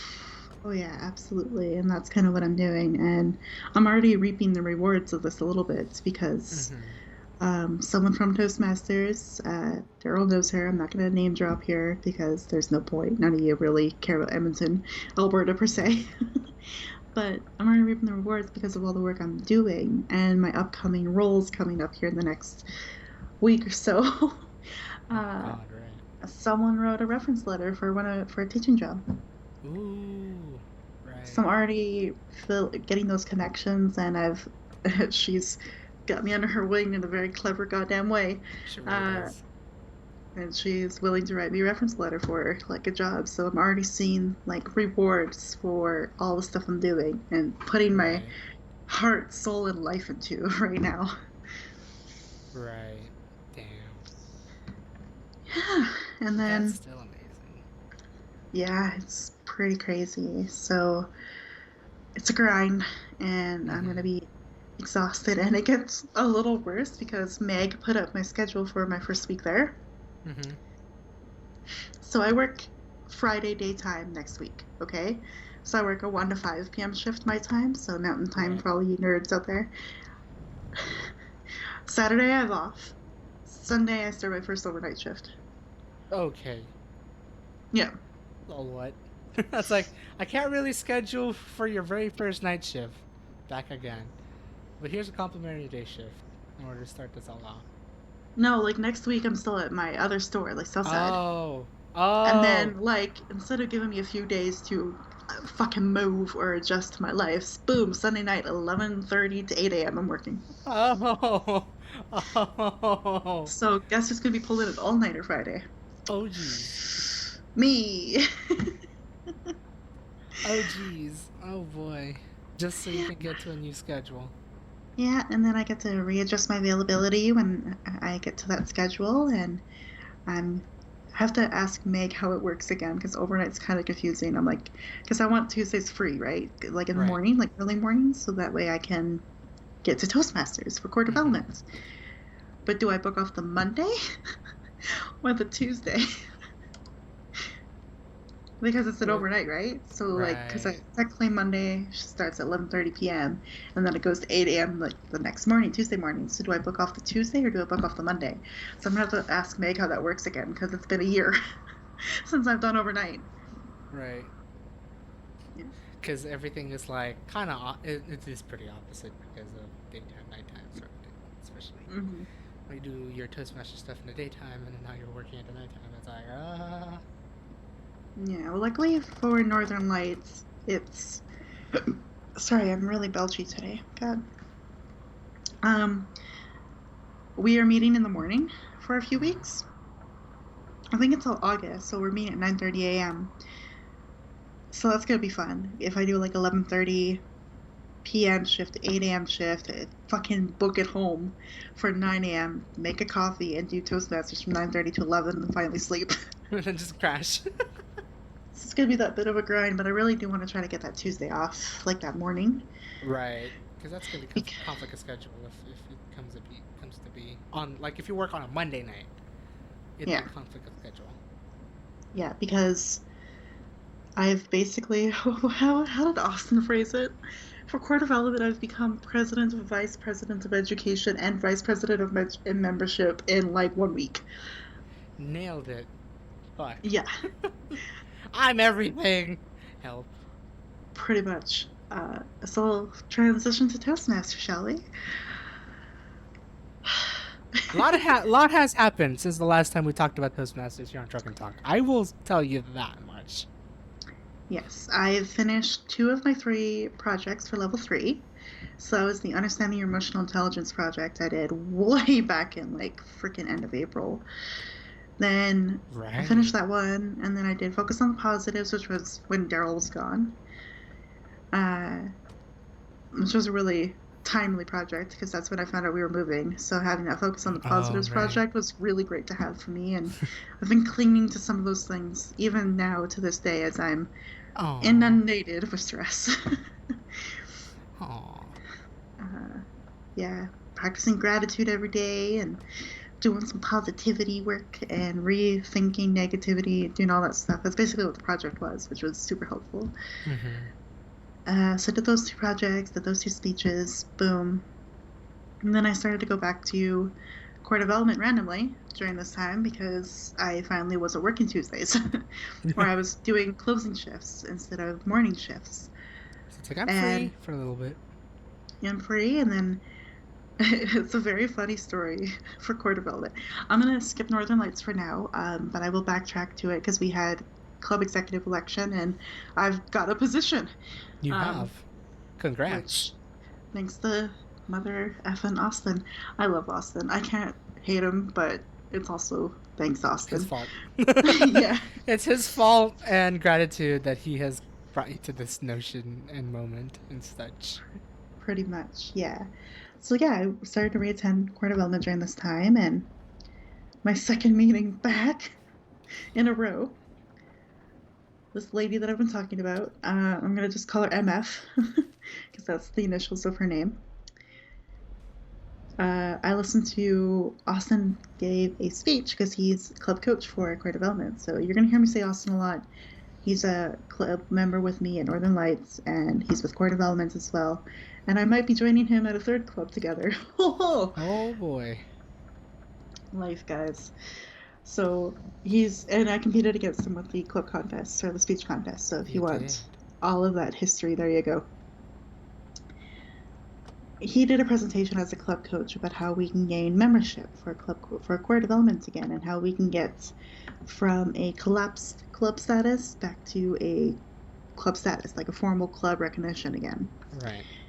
And then it was during that speech that I had a ton of ideas suddenly like hit me, where he was talking about different target demographics for like where we can start looking for memberships, or like how we can appeal to certain demographics. Like, sorry, I'm very belchy.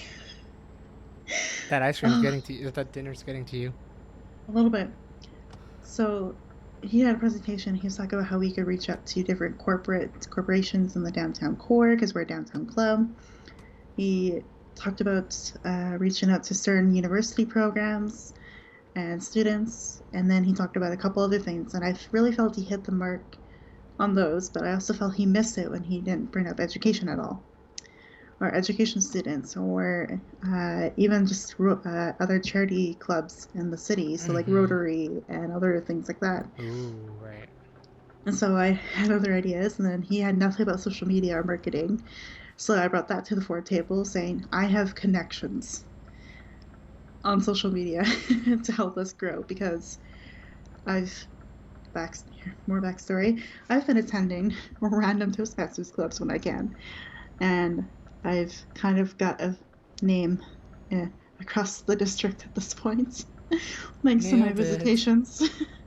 Because I've gone through 1, 2, 3, 4, 5, like 6 different clubs now in the Edmonton area. Damn. And I've helped out quite a bit with these clubs, just volunteering to be an evaluator or a grammarian or something like that, just to help them out, because they're all tiny clubs kind of struggling. So it's been nice to go to these meetings to see what they're doing to get them out of the struggling point. And core development, we are so below struggling. We're not where they're at. We're below where they're at, because we're not even a recognized club at this point. Right. So I've been getting my face out there and joining these clubs, and then I got invited to the District 99 Facebook page, the official one. I got an official invite to that one. And then I got an invite to the fan page for the district. Wow. And suddenly I've got connections in all places.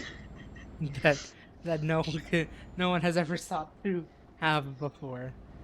Exactly. Or unless if you're like, I guess high up in the district like ranking, really. Yeah, which is funny because Dan pointed out that I'm doing a lot of district work without actually being a part of the district organization. Anyway. Nailed it! We'll get to that point here very soon. And there's a reason why I'm talking about these connections to other clubs. So then I brought up that to... I'll get there. So I told Austin and Core Development that I've been networking, kind of loosely networking, not like officially going, hey, I'm from this club. What up? We need help. It's more of like, hi, I'm part of these 2 clubs, and we're working right now to see what we can do to help each other. So I had all of those ideas during this meeting after Austin's presentation.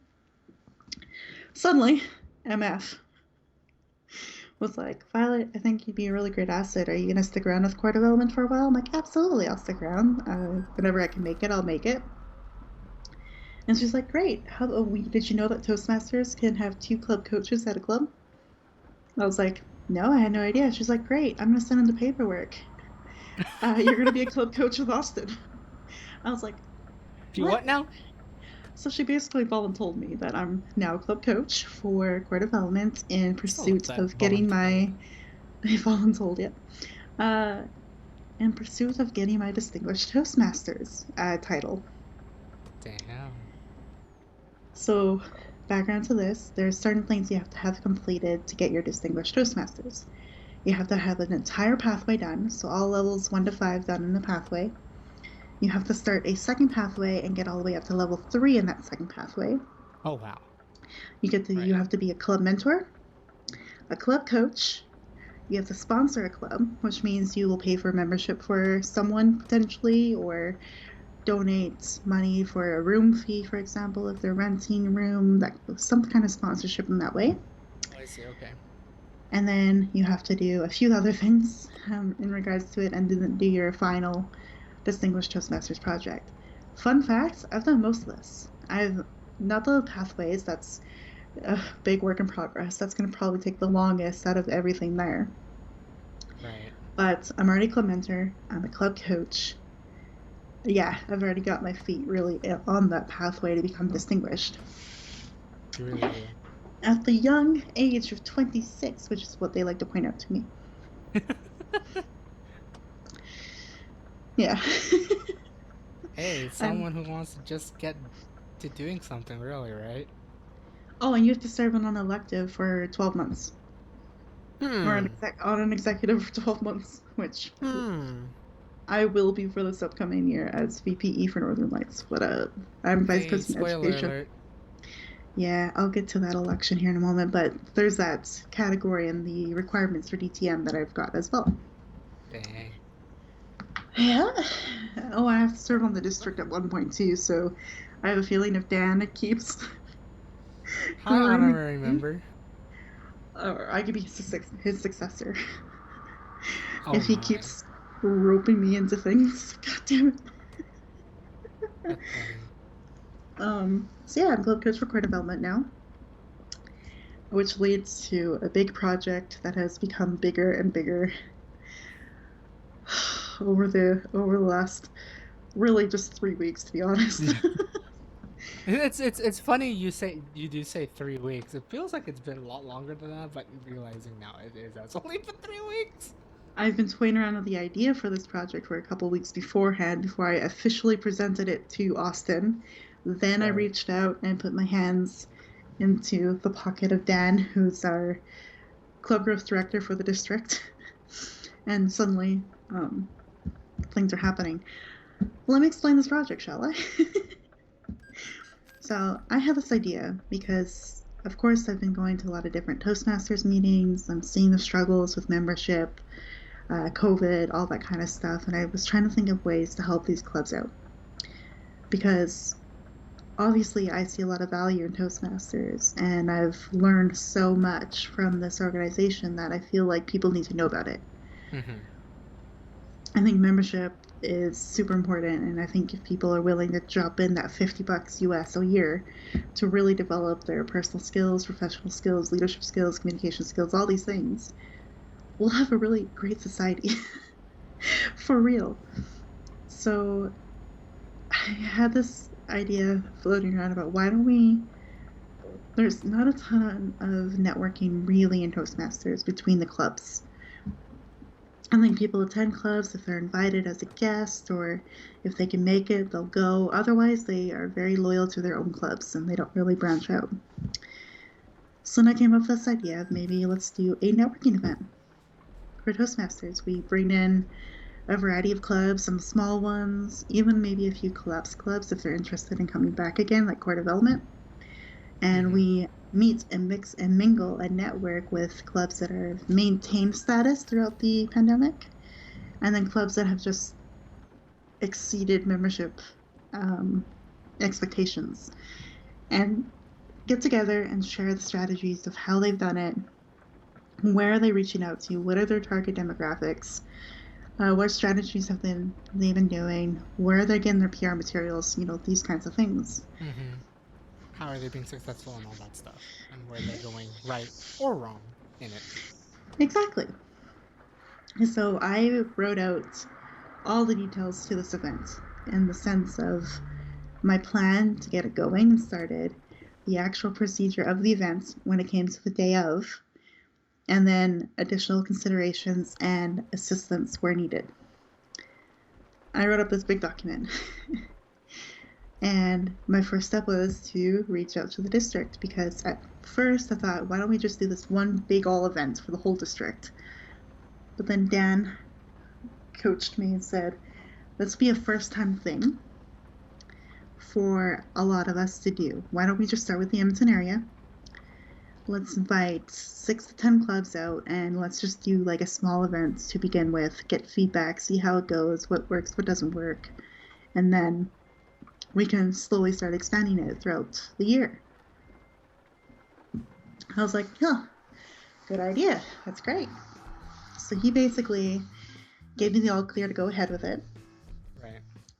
And then he saved my butt and helped me create a list of 10 clubs that I could reach out to that met those 3 standards, right? The clubs that are struggling, maintained, and grew throughout the pandemic. Right. He gave me a list of 10 clubs that met those standards, basically, and plus a few other clubs that related to core development. In the sense of morning clubs, downtown core, corporate, that kind of thing. So cue the next steps. First was to present the idea to core development. So I did. And I only had 5 minutes to tell them about it, so I didn't get to go through it in all details, but they were like, that's interesting, that's amazing, we have an idea for you. How about instead of waiting to reach out to these clubs or waiting for this event to start networking Violet. Start going to these clubs and asking if they can come to core developments and hear more about what this is about, and we can plan it all together. I was like, okay, sure. Interesting. Okay, so like having like a host club sort of like kind of spearhead this to invite the rest. Yeah. So then they gave me the task of inviting a club or some members of another club to our meeting the following week, which also meant that I got to plan the agenda and the program for that boy. week. So I got to go to Dawnbreakers here in the city, and there are morning clubs, 7:05 in the morning, a very strange time. Really early. Fuck, on my day off too, man. But I mean, I had to do it. I'm spearheading it. I'm the face of core development right now. Right. So I did it. I reached out to their president, and he's like, we would absolutely love to help you out wherever we can. Can you come to our meeting on Thursday, and we'll give you the space and time to talk about it? I was like, yeah, I'll come. I'll be there. Cue the meeting. Unfortunately, the timing of everything kind of went late, so a lot of the members had to leave before I could actually get my word out there. But I had both the presidents and one of their members express interest. Ooh. And wanting to come and help. Now, unfortunately, both of them couldn't make it to the following meeting, so I planned out this program, and it kind of had to be altered and changed because I didn't have my guests there. But the one guy reached out to me saying he'll come whenever he can. Just let me know the dates and times and send me the Zoom link and agenda every week, and I will make it if I can. So he wants to come and continuously come and help. Right. He basically has made that commitment, which is super great. My first success at networking. Whoa, here we go. Yeah. But now, here's the interesting part. I picture this event to be a one-time thing, like a one-time big event where we all get together and we do it all together at once, right? Like this one big event. Right. Cue this week's meeting, where a lot of... Sorry. God, I'm so belchy. I can't get the burp out. Okay. I'm grabbing my notebook. I told you I was going to put away my Toastmasters notebook, but nope, that's a lie. Because... Fuck, I wrote a lot of notes from that training session. Flip. Because basically, we had a big brainstorming session. That was actually part of my agenda, was to have a brainstorming session on the event. And I had key points that I wanted to discuss, such as setting a date for when the event starts, if we want to do hybrid or not, and then developing speech prompts, basically, for the representatives and other clubs. They can create a speech or talk to their clubs about these ideas before they come to our big event. It didn't go that way at all. Hmm. Instead, here's just a mess of bullet points that came out of the meeting. They still want me to invite other clubs and executive members from these clubs to come join us in the planning and brainstorming of this event. However, oh, and then they also want me to, by the way, notice how it wants me to, me. Um, Oh then they boy. also want me to come up with a focus for each meeting that will lead to the event plan. So each meeting leading up to the event or to the series of events now, because I'll get to that in a little bit, event series. Ooh, interesting. I need to come up with a focus for each meeting that will basically relate to this series. Then they want me, actually, I'm going to probably delegate this because I don't have any connections to anything here in Edmonton. Right. But Oh. they said that we should invite other specialists in marketing or in networking, basically, to come to our Toastmasters meeting to listen to the strategies that we are using and are doing and Mm-hmm. provide feedback and suggestions on what they do as well to kind of help us market and grow. Then they want me to also think about planning and how hybrid meetings will work and look like and when we can start doing hybrid meetings for our club. And then so they basically want me to take this event and break it down into a series of some sort where each meeting will basically lead to the planning of the series. And then we'll have an event series instead of just a single event. Oh, okay. So just like smaller things. Basically, and it was very confusing because I had all these notes down and I'm like, I don't know what direction to take now because the meeting didn't go according to my plan. I didn't get a chance to really share my full thoughts per se. And then it went into this direction. So cue me panic emailing Austin. Saying, Austin, I think I'm very lost now with core development. I don't know what to do. They expect me to plan all the meetings for until further notice, basically. And I Mm-hmm. don't know what to plan for next week, and I don't know what direction to take. I'm kind of lost. I'm kind of confused based on our meeting. Well, this is where Austin has big brain moment, and then I have a big brain moment where we finally figured out what we can do. Because the whole point of this event was to network and market and try to gain membership. Those three things are key. Mm-hmm. So what we've decided was we will, you know what? My notes make no sense. I'm actually going to pull up the document Austin and I worked on and sent to each other because we are smart people that make really fancy documents. Um, Dang. so basically, what we're going to do for this meeting, we planned next week's meeting thanks to Austin and his fancy programs that he has for shit. He knows way too much about everything. Uh, so we basically are going to do like a triad. So we don't do things normally in Toastmasters programming. Mm-hmm. Because normally Toastmasters meeting is first part is prepared speeches, then it's table topics, then evaluations. Well, because we only have like 5 of us currently, we can't really do that effectively. So we've Right. created a triad system where we have one member introduce the speaker speaks, and then the speaker is evaluated immediately. And that's our triad. So we have a triad plan for next week, and then we're going right into brainstorming for about 35 minutes or so. And we have a plan. We're going to discuss and brainstorm our ideas for a club growth series instead of a club growth event. Oh boy. Oh What? boy. I almost crashed. Oh, okay. I was like, I don't know what's happening. This is not Uh, you. It's just me as I'm okay. turning in the dark.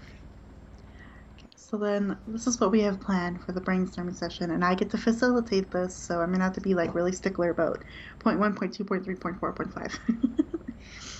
So point one will be talking about the pilot considerations for the hybrid event. So we need to come up with the pilot dates if we want this to be just Toastmasters only coming to this Mm-hmm. pilot, or if we're gonna have a mix of public and Toastmasters. And then also how if we want this to be hybrid or not. So we're going to talk about that. The very first meeting will be club growth events, where we bring everybody together to generally talk about networking strategies and marketing strategies. Mm-hmm. And then from there, the following meeting will be talking about marketing demographics or target demographics. So we can focus on a different group each week. So we can plan and discuss marketing strategies for university students, for international students, young professionals, senior citizens, and kind of create these customer profiles of each person and how we can make Toastmasters appealing to these groups of people. Right.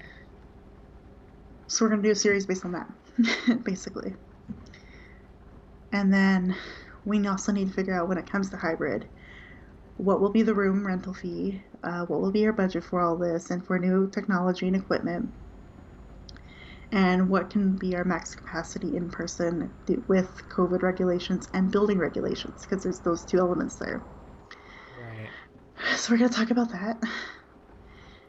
And yeah, we are basically doing that. So we're going to talk about pilot date, the content, and the format of the hybrid meeting.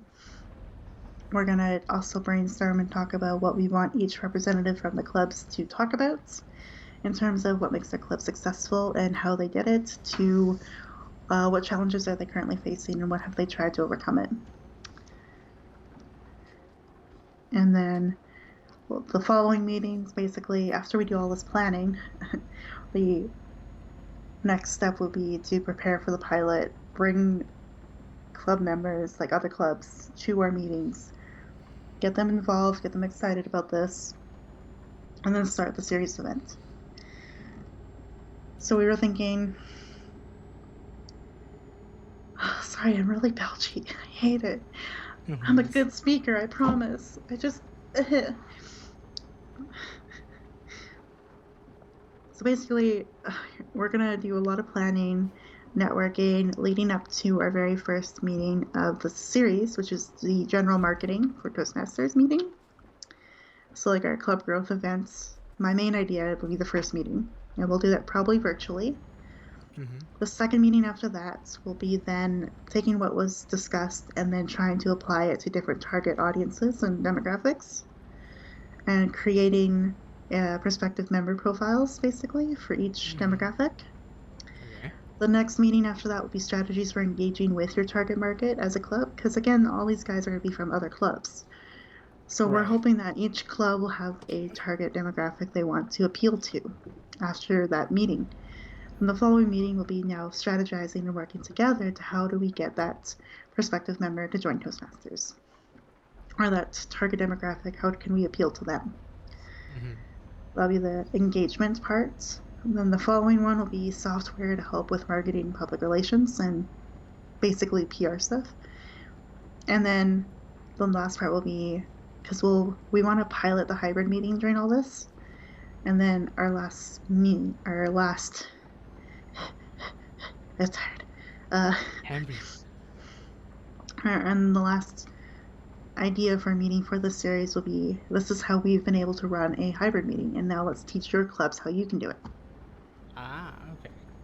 So that's kind of what I meant by taking that one event and now spreading it across a series that we can host with other clubs. Right. But its core development, doing the main hosting, is just inviting people in to be part of the discussion and networking and growth. Mm-hmm. And through doing this, we're hoping that some of the Toastmasters that we bring to our club will want to be dual members and help us out Right. with our Cause own it's issues. because in ways it's like a development still for you guys. Exactly. So thank God for Austin to help me organize and sort this out, because I was so lost after the meeting on Tuesday. I had no idea what to do with all the information they gave me. Mm-hmm. But now we have a clear direction, and we're gonna work all this out together. Yeah. And now we have one other debate that we're thinking about, because we planned for an open house Right. at the end of July. But with this now coming to the forefront, Austin and I are now going to present a debate to our club core development, where do we do an open house before this or after? Oh, okay. Because on one hand, if we do it before, we could potentially gain new members and bring them into this planning, and it would be a good way to start building their leadership skills. But at the same time, that could be overwhelming to a new member to Toastmasters if they don't know about all this behind the scenes stuff. Right. So him and I are both debating that. And if we have enough time this Tuesday, we're going to try to bring it up and ask the club. See what they think. Yeah, do the series first or open house. And if it's the open house first, Austin's taking care of that planning, and then that gives me more time to develop this. Okay. But if it's this first, I don't give a fuck. I'm roping Austin in, and he's helping me. I've basically told him that, like, Austin, I'm gonna need help with this. I see the direction, I see how to get there, but you've got the analytical brain that can help piece it together. Right. He's basically, you know how I'm the one that writes things down and keeps you on track for a lot of stuff? Mm-hmm. Well, He's Austin's yours. like that for me. Aww. Yeah. So, we've been talking about this a lot and getting things going. And then the last piece of homework I have for next meeting was to find guests to bring to start helping develop this all out. So I have Dan coming. Our Mr. Club Growth Director himself is coming. Because I told him that the event has evolved into something entirely else, but along the same direction, and he's very curious of where this has evolved to. So I've roped him in, and Blaine from Dawnbreakers will probably be coming as well. So I've got my 2 guests. And after next week, though, I'm going to have to try to attend some of the other clubs that Dan gave me and attend their meetings and try to network and be like, hey, Core Development is planning on hosting this event, and basically do my elevator pitch to these clubs and try to rope in members or their exec team to come help us. Mm-hmm. So when I say that I'm the president of VPE and VPM, that's what I mean. President in the sense that I'm setting the tone for our meetings every week. Right. VPE because I'm programming it and organizing it and creating every agenda for it. Mm-hmm. VPM because I'm trying to gain members and get help for our club. Damn. Yeah. Austin's worried about me. Austin's worried about me because I've taken on so much for core and I've neglected my pathways work completely. So he is trying to help me find a way to make some of the stuff that I'm doing connected to a level 3 project. So I can finally get my fucking level 3 done. Because, guys, this level 3 should have been done weeks ago. But this kind of came to the surface, and I've been really busy with all this planning. Idea. So he has suggested that I work on the level 3 project called Inspire Your Audience. And hopefully the meeting on Tuesday with me facilitating the brainstorming discussion, starting it off with presenting the new idea and the new direction of the events. Hopefully I can use those 2 big key parts of next week's meeting to accomplish the objectives of that project without doing a formal speech. All that will need to be done is Austin to evaluate it after for me. And he'll fill out an evaluation form on how well I've done. We just need Mark's permission because she knows so much more about the pathways than we do. And see, it's like, can we do this? Can it be legal? Sort of deal. Exactly. Because then Austin was saying that because I'm such a good person to keep track of all this process, like via paper and notes, that by the end of the series event and by the end of summer, this could be my level 5 high performance leadership project. Yep. Interesting. Yeah. So that's core. That's core. That's the core. That's the core of my work that I'm doing for core. So my one single event has now become a series. One whole big thing. One whole big thing that I get to plan and do the agenda programming for every week. Damn. Yeah. It's crazy, but I'm looking forward to the challenge, and I'm excited to go see other Toastmasters clubs in the end because it's really cool to see how they do things. Right. Overall. So that's core development. Now, let's backtrack a little bit to Northern Lights. I have taken on a mentorship role, so I've been mentoring someone who is getting very close to having a baby. She's Still pretty basically crazy. due any day at this point, but her deadline due date is the 1st of July. Ooh, So coming up close, I'm checking in pretty with her quite a close. bit. I've been coaching her through different roles for each meeting now at this point because she doesn't want to start her level 2 until she's back after the baby, which is Understandable. fair. So that's been going really, really well. We have a pretty good relationship and such, so it's been nice that way. Mentoring's going good, basically. Then, um, Austin. So we had, I think it's no secret that I've been wanting to gain more skills in leadership, as you can see with the discussion of core development. Right. Well, for Northern Lights, I want to take on a bit of a more of a role there. So originally for the club executive elections, I was just going to go to do either VPPR, so Vice President of Public Relations, or do Secretary. Just kind of ease my way into the executive team because I would love to create promotion materials. I'm very good at social media and promoting things on social media. It'd be Right. great for that role. And then secretary, I've done at high school. I was on the student council to be a clerk, so I've done that role before. However, Mr. Austin Krausert reached out to me before the election, I think a week and a half before the election, and saying, "Hi, I'm thinking of nominating you for president and vice president of education. Why don't you think about it and we can meet tomorrow and discuss it further?" Oh my god. I was like, motherfucking Austin Krauser, stop it. I don't. That's kind of what I felt like. But then I went through the roles more in detail. The president, I said no, because my life and schedule seems to be ever changing. I think that could Right. be clearly established from my updates in this episode today. But then I looked at VPE, Vice President of Education, and it is basically lesson planning and cheering on members and supporting them in their goals and working with the mentoring program, things that a teacher does Right. regularly. And with my education background, I would be perfect for the role, basically. Right. Q meeting with the bastard the next day, he said the exact same thing. He knows that it's meant for you. Q Q Austin spending 10 minutes talking at me and persuading me to let me To let let him. him nominate me for that role. Oh my god. Let's say it worked. Cue the election day. I did my campaign speech, brought up my background in education, how organized I am, and how dedicated I am to supporting people and reaching their goals. I won that election. Hey, congrats again. Thank you.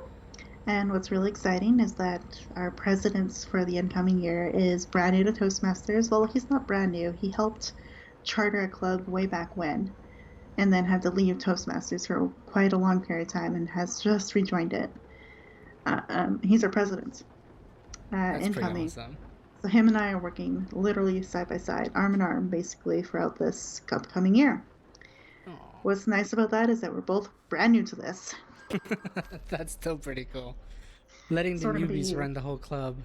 we're gonna But, be learning together. right. And Austin's our VPM, so he's our third in command. Newbies running the club.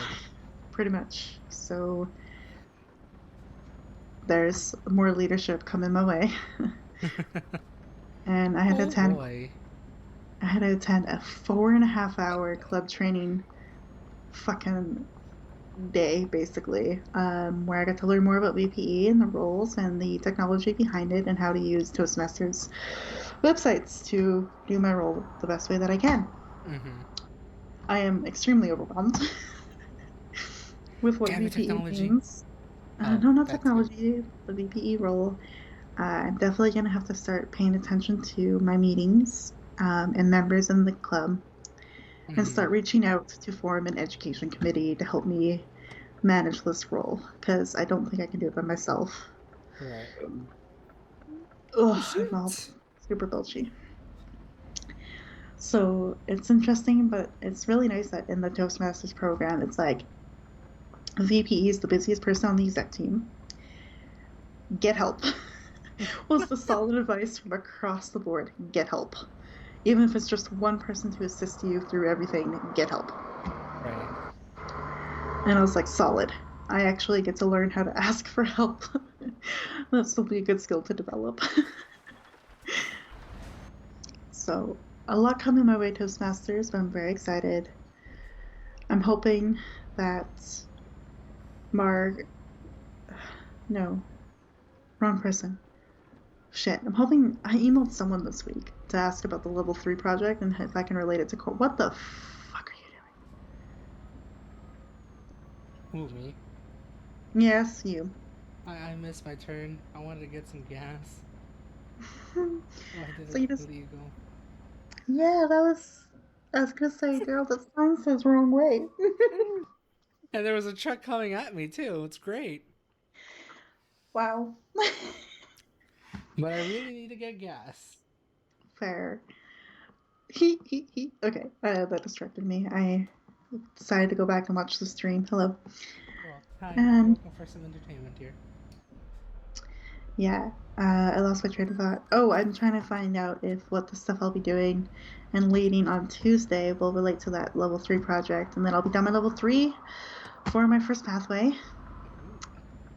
And then moving on to level 4. And I made Austin scared. Oh no. Because his level 4 for presentation mastery, you know how later in the pathways you have one mandatory project and then electives? Mm-hmm. His mandatory project is managing a difficult audience in level 4. So Oh I went through boy. it with him and showed him the checklist on how to do it. And he goes, "You're fucking kidding, right?" I'm not a teacher, Violet. I can't do this. But you need to. I'm like, but Austin, you're going to be giving many presentations and you are going to have to deal with disruption and the people who And a put their larger hands up all the audience. time and like discussions and talking, and if phones go off, you're gonna need to know how to deal with it. He goes, I guess you're right, but that sounds awful. I have a feeling I'm gonna be I coaching him through mean, you this gotta a be little your own bit. moderator somehow, right? Yeah, so I have a feeling I'm gonna be helping him with that one for quite a bit as it's incoming VPE. That's funny. Yeah.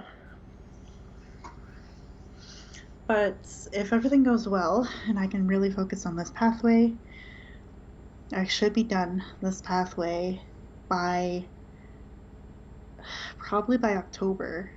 Damn. Yeah. Yeah. And then if everything goes well with core development and we get more members and we become an established club again through the marketing series, the open house, all the stuff we have planned, um, I can start my second pathway with core Ooh.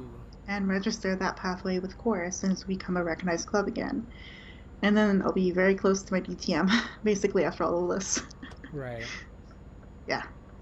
So DTM, Distinguished Toastmaster role title. Right. Yeah. Dude.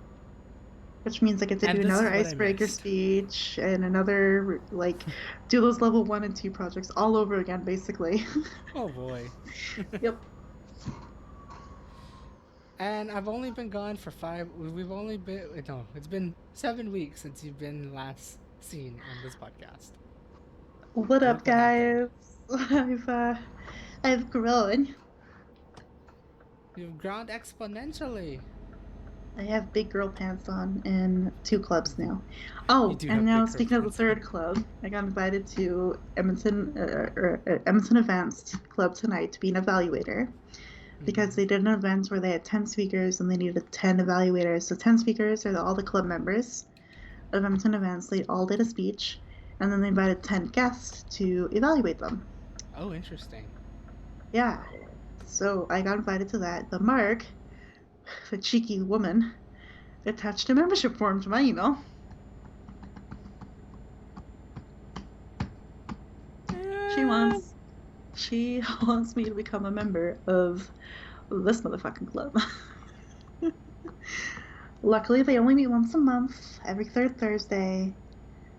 I'm thinking about it. It's only gonna be, I think it's only $11 a month. So basically, $11 a meeting. Huh, interesting. Um, I am thinking about it because if I do join, they are one member closer, so they need two members to get President's Distinguished status as a club. Oh, wow. If I join, they will only need one more. And with me wanting to help clubs grow and develop Damn and do it. my own networking, I, ugh. And this is where I say, damn it. Damn me That's, and my things. yeah. But it's both funny and great, though. This woman, I swear, guys. Right? Oh, I love her to death, but she's got me roped into so many places. She really wants you to join a lot of things that she's already been joining. Yeah, I mean, I realized something tonight. She's been like an executive member for like 4 clubs Oh, this year. damn. 3 of those clubs VP. Wow. I think she wants me to be the next Mark, and I'm like, please no. But maybe yes. But maybe, Considering it's like she really does see you as your, well, as I told you on the text, your protege, so yeah, I've been taken under her wing inadvertently. You know what's great? If I work these 11:30 shifts overnight, I can do. They're all going crazy. Oh, it's not if like you are May, ready. Dang it. I mean, yeah, lack of sleep's kicking in here real nice at the end of this stream. But I don't have to leave the apartments until 10 p.m. on Thursdays if I wanted to get to work on for 11:30. Oh my god. So I could join this third club. And all is well and glory. Totes. Yep. Oh my god. I mean, the thing is, after explaining all this, right? I know you have Mm-hmm. your big ambition project, you have all your other Toastmaster clubs so far, right? And maybe another one, who knows? You have your Mm-hmm. job. Sure, you're moving, but that's gonna be a thing, a phase sort of deal. Yeah, After just a that, you'll little bit have, to get settled in. That's it. yeah. And after that, you're like kind of back to normal-ish. In a sense. In a sense. Still heavily busy with Toastmasters, obviously, but Right. um, You're able to make the time somehow, yep. some way. The overnights will be a fun thing to adjust to in 24 hours, basically. Fuck. I literally saw my schedule on Flip and I was like, please, Meg, no. Thanks. Yeah, but at the same time, though, 24 hours a week after only getting 12 for like over a month Right. is really nice. It's like you got that work, and then you got all your Toastmaster stuff that you really, really want to do. Yeah. That you know that you'll definitely benefit out of this, as you are right now. Oh, yeah. I've been developing an elevator pitch the last 3 weeks in a row, and obviously it finally worked to actually have Dawnbreakers come help out. A little tiny core development. Right. So it's, yeah, So yeah. there's good out of this, right? Rather than saying like, I got work and like other things. So again, I compared this back like about an hour ago. Comparing this Mm-hmm. to uni, right? You're not doing Mm-hmm. this for grade. You're doing this for personal growth, for something that from what we're seeing now has benefited you and will benefit you more here in the long run. Yeah, because I can see how a lot of this will directly relate to my teaching career. Mm-hmm. Because, yeah, developing lesson plans, supporting students through their learning goals and even their personal goals too, because students, we all want to work on ourselves as students. Right. Developing programs, working as part of a team, taking on a department lead role potentially too as well. That could be a pathway I take. Working in leadership in the schools, like that. There's so many opportunities that I can Right. see from this craziness I'm doing right now that will absolutely benefit me in my career when I can get back into it. It's like in a sense, it's really no hope. Like there's not really any hope lost at the moment. That Yep, if you can make the time, jump on it, right? It, exactly. it's like you're free to do whatever you want, and if you're enjoying it, which you are, there shouldn't be any way to stop yourself from doing it. Exactly. I did have a moment this week where I was thinking more of flight instead of fight. And that was after that Toastmasters meeting, like the core meeting where I said like my whole plan kind of got derailed and now I had to readjust it. Mm-hmm. After that meeting, I was like sitting there going, fuck, I don't want to do this. I should run. I should like leave it to someone else. No, no, no, no, no. I don't know what to do. But Right. then I like told myself, nope, mm-mm. You're not allowed to panic and cry over this. This is them trying to develop your idea further. Right. Run with it. Talk to Austin. He probably has multitudes of pages written down from that meeting. He will help. Right. And again, it's like nothing for a grade. It is nothing for a grade. It's for personal. I'd say it's not only for personal development, but it's your whole. It's then just is this club's development. It's everyone's development to learn Hmm. something out of it, get something out of it. Yeah, and so it's funny. I told Austin that I was like I was having a serious flight or fight moment yesterday because I met with him Wednesday, right? So we had core development Tuesday, Mm-hmm. and he's just like, "Why are you flying? No, stay." Right. I was like, I am staying. This is why part of us is having an hour and a half brainstorming session before I work. Uh, that's it. Literally took us 90 minutes to come up with that plan. By the way, of the club growth series. And like the one thing I'm hearing difference between, again, I'm comparing this against the UT Universe and like that. Hmm. You have support. Yeah. You have someone that is wanting to do this, wanting to help you out. Again, not for a grade. Again, for their betterment for one, betterment for all. Yeah. Definitely. So it's And it's not just the support of Boston I have either. I've got that club growth director of the fucking district in my corner as well. right. So it's like you got people behind you to help you out. Yeah, so I You're guess I not should going alone. explain why I'm like putting Dan on a pedestal a little bit. Toastmasters has a hierarchy of like positions and roles. So it starts with like being a club member, then being an executive member for your club, then being an area Mm-hmm. director. Then there's the district directors, and so there's that kind of hierarchy of in the organization and all the roles you can take. So Mm-hmm. club member, executive, area director, and a district representative of some sort.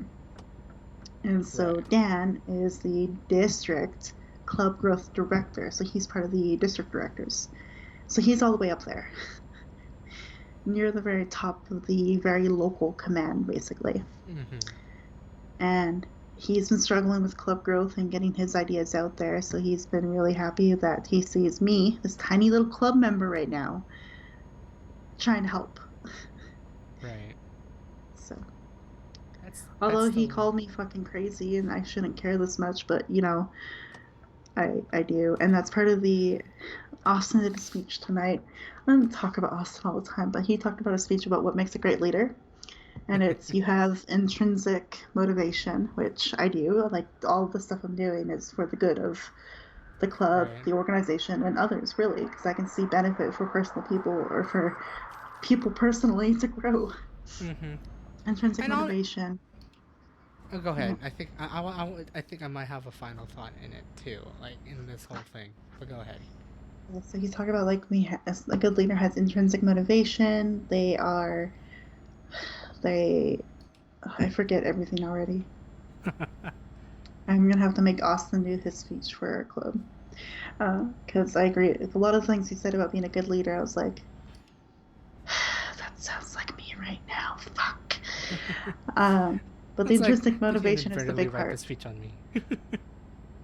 Yeah, and I hate because like Austin's gotten really good at finding the camera on his computer and looking directly at the camera, which makes it look like he's looking directly at me, and You? I'm like Austin, shut up. He knows. He knows. But it's like not only that, but like why not, right? Like why the fuck not? There's nothing stopping you to not do this. Right, and someone brought up in a meeting I was at. I'm always at a meeting where, oh, I think it was tonight, where everyone was like, "Can you imagine trying to get other clubs together in any other time period before the pandemic?" No, because it would take No. months and months of planning. Because if it's a club in Prince Albert, Saskatchewan, by the way, um, and we want to invite them to come to our meeting, it would take months of planning to how do we get all those members to come to Edmonton. Right. I mean, how to get a few members to represent their club in Edmonton. But now, So now we can just click on a Zoom link. get them on board. And if they want to come, you know, locally, they can because if once you develop this hybrid notion, this hybrid Mm-hmm. method, you know, it's open to one way or the other. Yeah, You're and if with connecting with with people no matter the what. yeah, and with hybrid like being an option, we can continue to grow our clubs in astronomical ways. Right. Because that's the only reason why we're going to keep Eric next year. Is because he lives in Yellowknife, so far, far fucking Oh north. my god, that is so far north. Um, and he will literally be our hybrid test for Northern Lights because he will be literally forced to attend virtually. And so for Northern Lights, that's our plan is to like really test that hybrid stuff eventually. But we're waiting for most of us to get fully vaccinated because we have a big club and lots of members. Right. So And you at least want to try to at least get some people on board in the building to yeah, see if and it with it being works. on the south side, I think I'll be virtual for a while. Yeah, because I Right. don't want to make the trek down to the south side from downtown. But eventually I'll do that, I guess. But we'll Mm-hmm. see. We shall see. But for downtown, it makes sense that I'm there because I'm right downtown. Right. It's like you can meet up. I can No easily get to issue. that building early morning and get all the things set up. Make Austin come early too. Oh So, man. Seeing Austin in person, oh my god, I'm gonna ask him if he's a hugger because I just want to give that guy a really big hug for this past year. honestly, you're just gonna have to tell him, you know, you owe me something so much right now after seeing your face in real life, and I'm then like, I need a hug. Man, I'm like, this idea of hybrid is so exciting, but it's also so emotional if you think about it. Like being in a room with close contact with people again, and people that you've only met virtually right. is so exciting, and it's gonna be I'm gonna be a hot mess. I'm I gonna be mean, like, when we're physically here together. and you know what? You're Like the thing is, 3D. that's like the thing. It's like, yeah, this is where it's gonna be interesting again. You know, as people get vaccinated, as we try to hopefully get better and defeat COVID in ways, right? Once you start meeting up in person, and then they see, and then those virtual people, assuming they kind of live close by to the meeting place, right? For some, you know, as you say, it's not going to be possible unless they want to. Yeah. But it's like once they see once, twice, maybe a couple times of how you guys interact, and it's very positive in real life, there's no doubt about it they would want to come back real. Like, I Yeah. feel like, and I'm pretty sure we've all seen this. Basically, COVID has turned us all into introverts for the most part.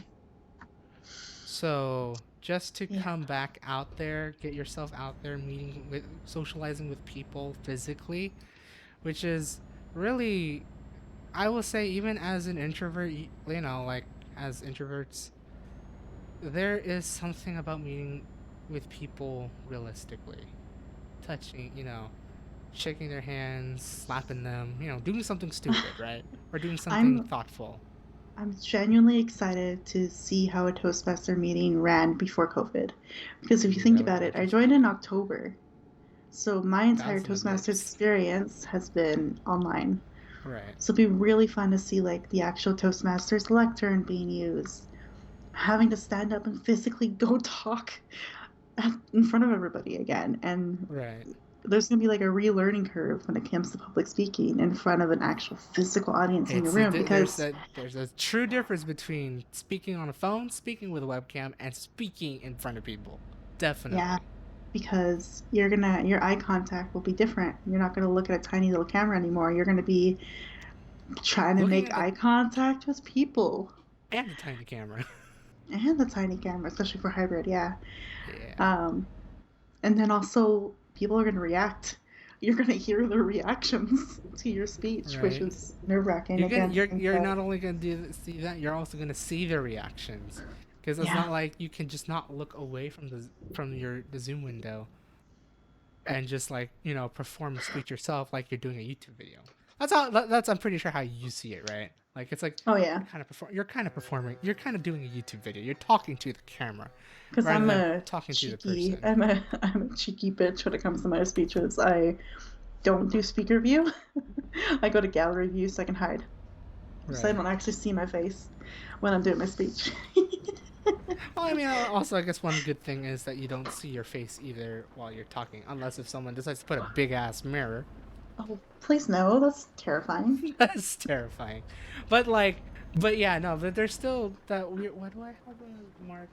Oh, what did I do to my check? Um.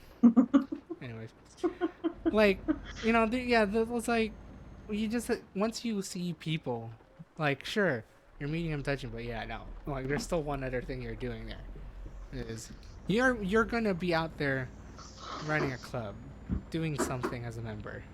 Whether it be Hmm. doing a speech, doing an evaluation, doing whatever. Yep. It will require speaking. Oh man, my core development team, as soon as we get to hybrid and in person, I'm gonna have the largest coffee with me every fucking meeting. And I'll be like, hi, welcome to Core Development Toastmasters Club. It's really nice to see you. Yes, indeed, I am smiling in this chipper because of what's in this mug. Hi. It'd be the conversation topic, really. I'll Ow. start every conversation with, are you ready for our morning meeting? Do you have your coffee? Can I get you a coffee? Because coffee will be needed. Oh yeah. Someone I needs can't. to bring a carafe if they can. Or we can get the Tim Hortons catering. There you go. Ideas. For the very first meeting, I'll absolutely do that. Get some Depending on Tim. how many Just people we can get in that room.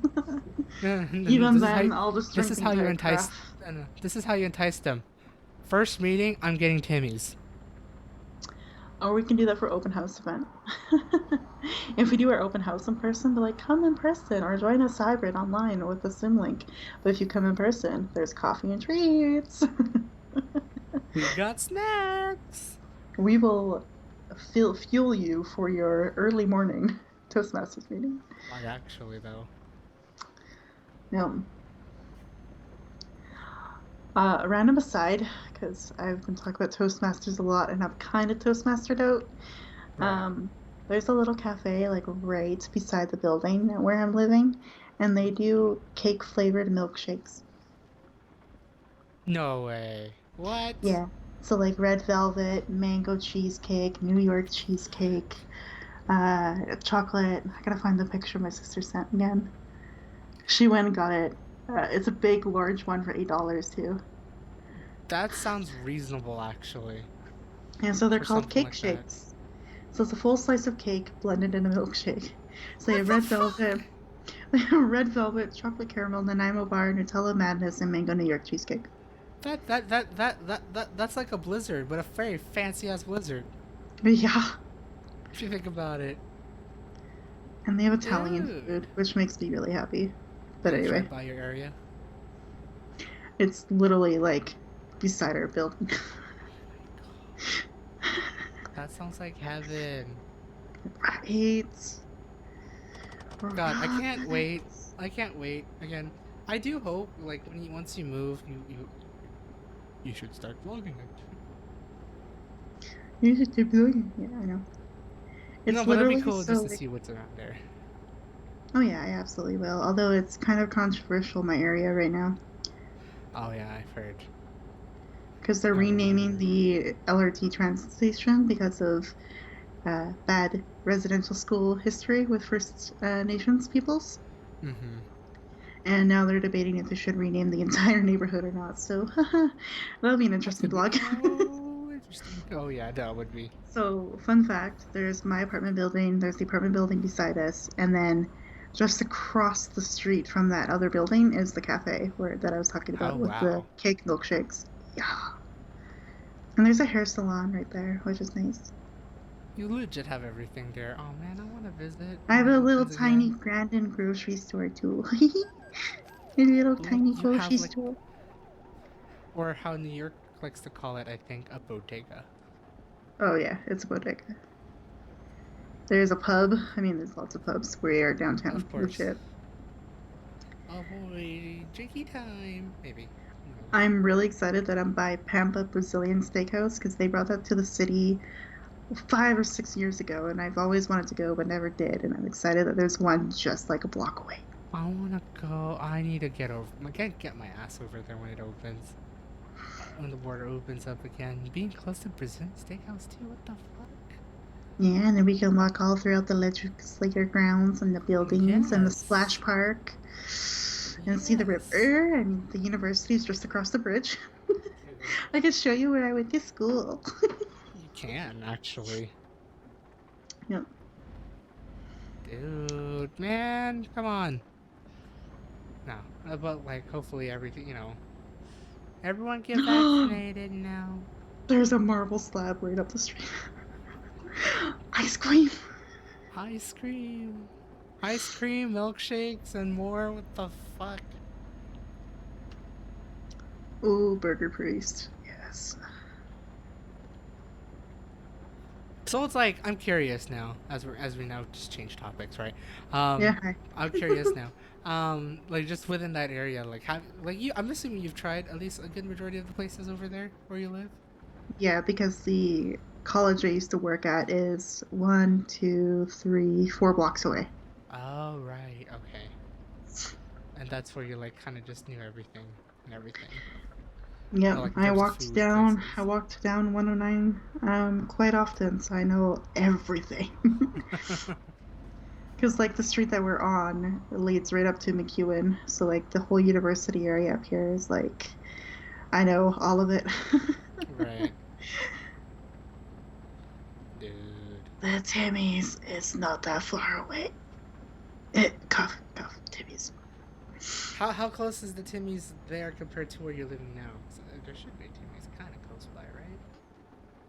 It is 5 blocks north, Like so what, about the 10 same minutes? distance. Oh, About the okay. same distance ish here.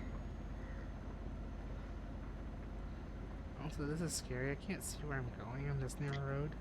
Yeah, that's a little And sketchy. my high beams don't work here. Oof, And my that's engine scary. is kind of fucked right now. Oh hey, there's a Wendy's. Go! Just to go full circle. See, now, like, the thing is, like, when I do go over there in Canada, I still need to try poutine, but, like, is it bad? I just want to try fast food poutine? I flipped. Yeah. Really? Well, Oh, was I will say almost your very there. first poutine will not be allowed to be fast food poutine. It'll be like New York fries or something that's actually known for poutines. Or Okay. even like La Poutine has to be your first one, and then From whatever there. other poutine you can have from whatever restaurant and do a comparison. Do a Okay, gotcha. poutine comparison vlog. Oh boy, guys, we're gonna try some poutine. I don't know why that sounded like that. Let's determine which fast food place in the city of Edmonton, Alberta, Canada has the best poutine. Edmonton, Alberta, Canada. Thanks, Violet. I needed that. You're welcome. I've been on YouTube way too long in my life. Dang. Where did I flip? Oh well, I'm like a block away from FedEx, and I guess I could end from there. Let's go. Mm-hmm. Ooh, Are you sure you don't want to finish your trip? I am going to. It's just right there across the Oh, street. you were so close. I am right here. I made it. Nice. So that has been my craziness, but like a good craziness. Right. No, that's really cool. Like, again, just here. Like, I mean, for those, I guess I'll just tell.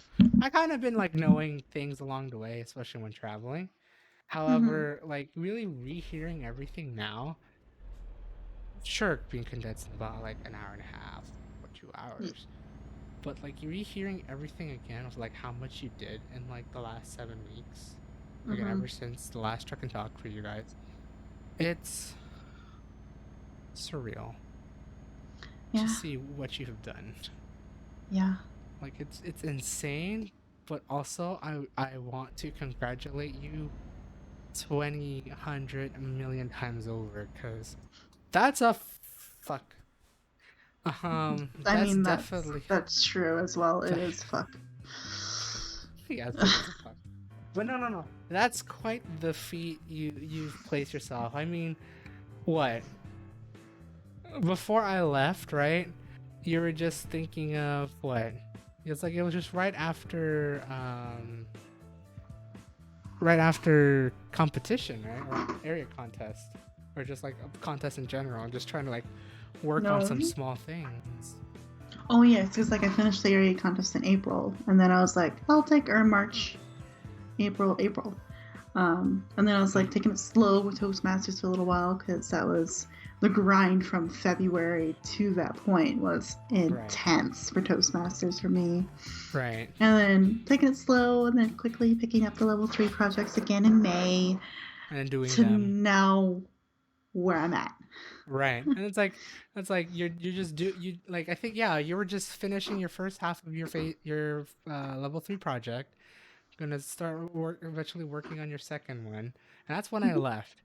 Yep. And then literally more or less legit when I came back to California about 2 3 weeks ago, actually now 3 weeks ago, hearing, oh yeah, this is gonna happen, this is what I've been doing, uh help, but also yeah.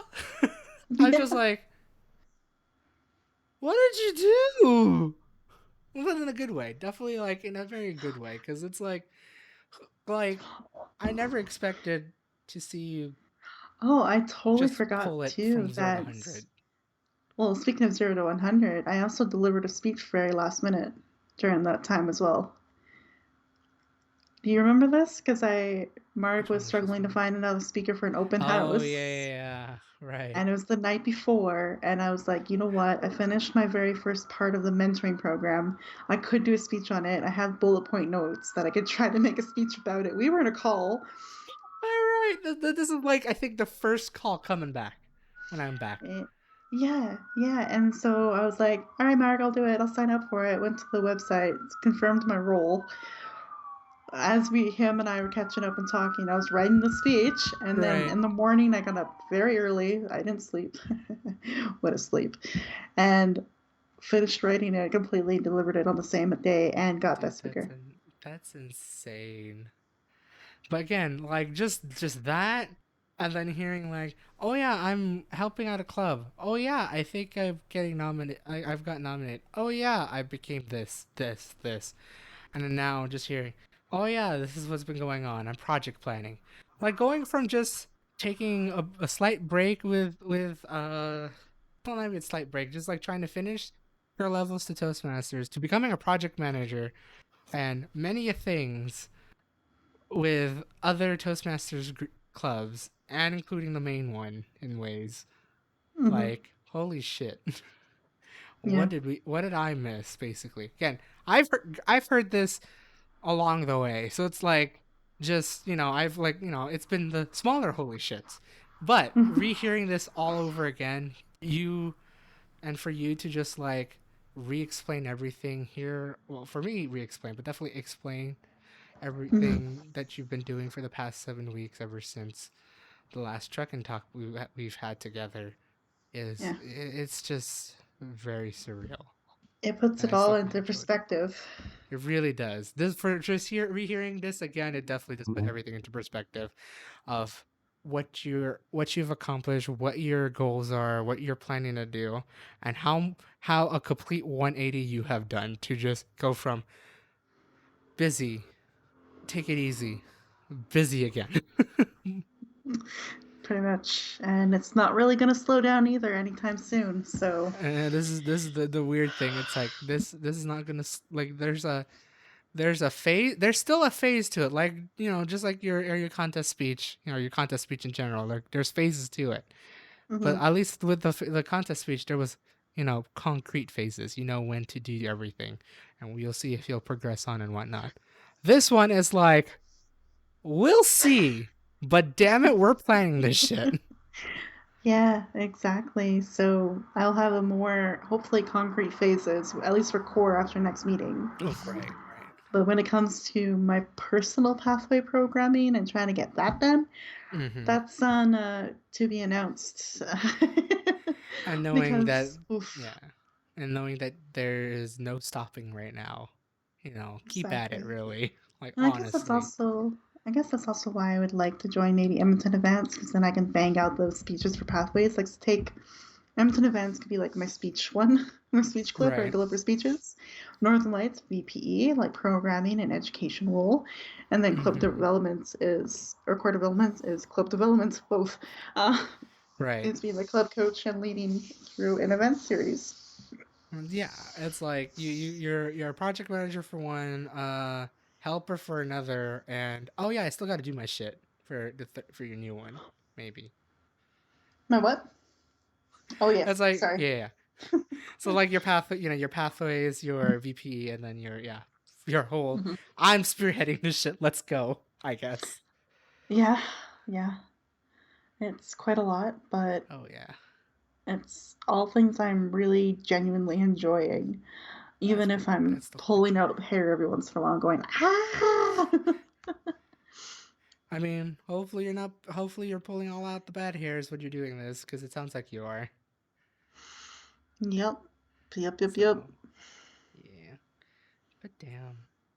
Anyways, for like a good majority of these things, I know you actually have talked it like in your podcast, at least for Toastmaster stuff, it's there.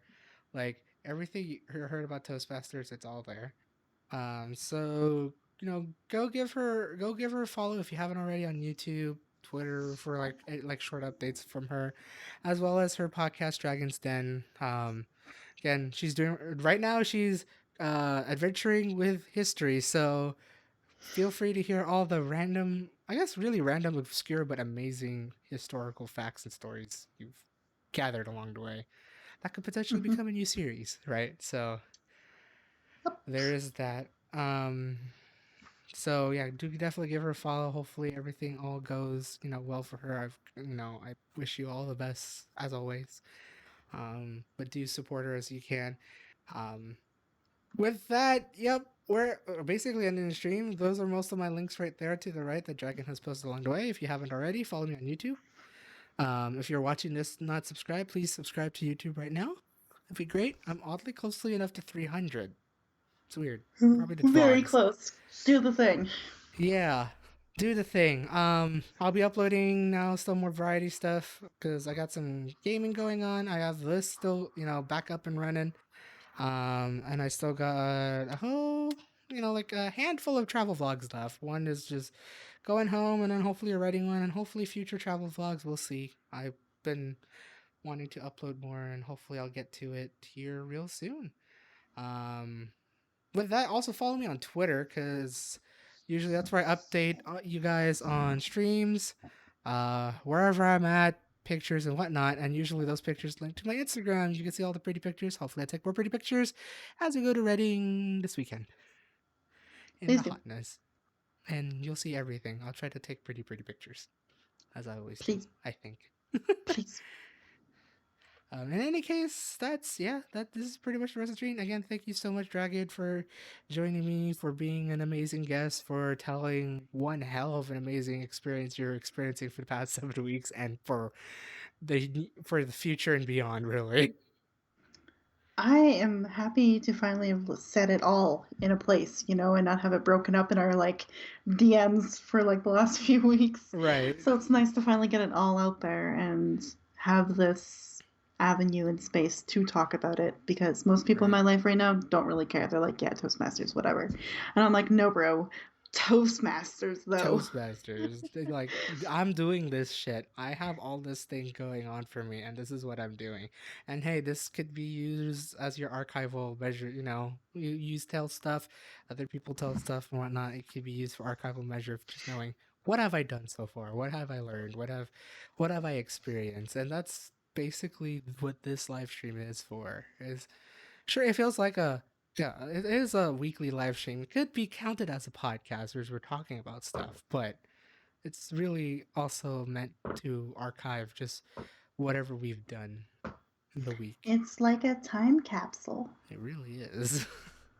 And it's always fun to like go through it. So, if you haven't subscribed to me on YouTube already, go and then go. Feel free to watch a couple of the old episodes of Truck and Talk. You'll see how much of a difference of like things we talk about, the shit that I've got along the way, because like even like my tech and everything, just setting this up, it's all different compared to what it was in the beginning. So lots of changes and all that stuff, but it's all great, right?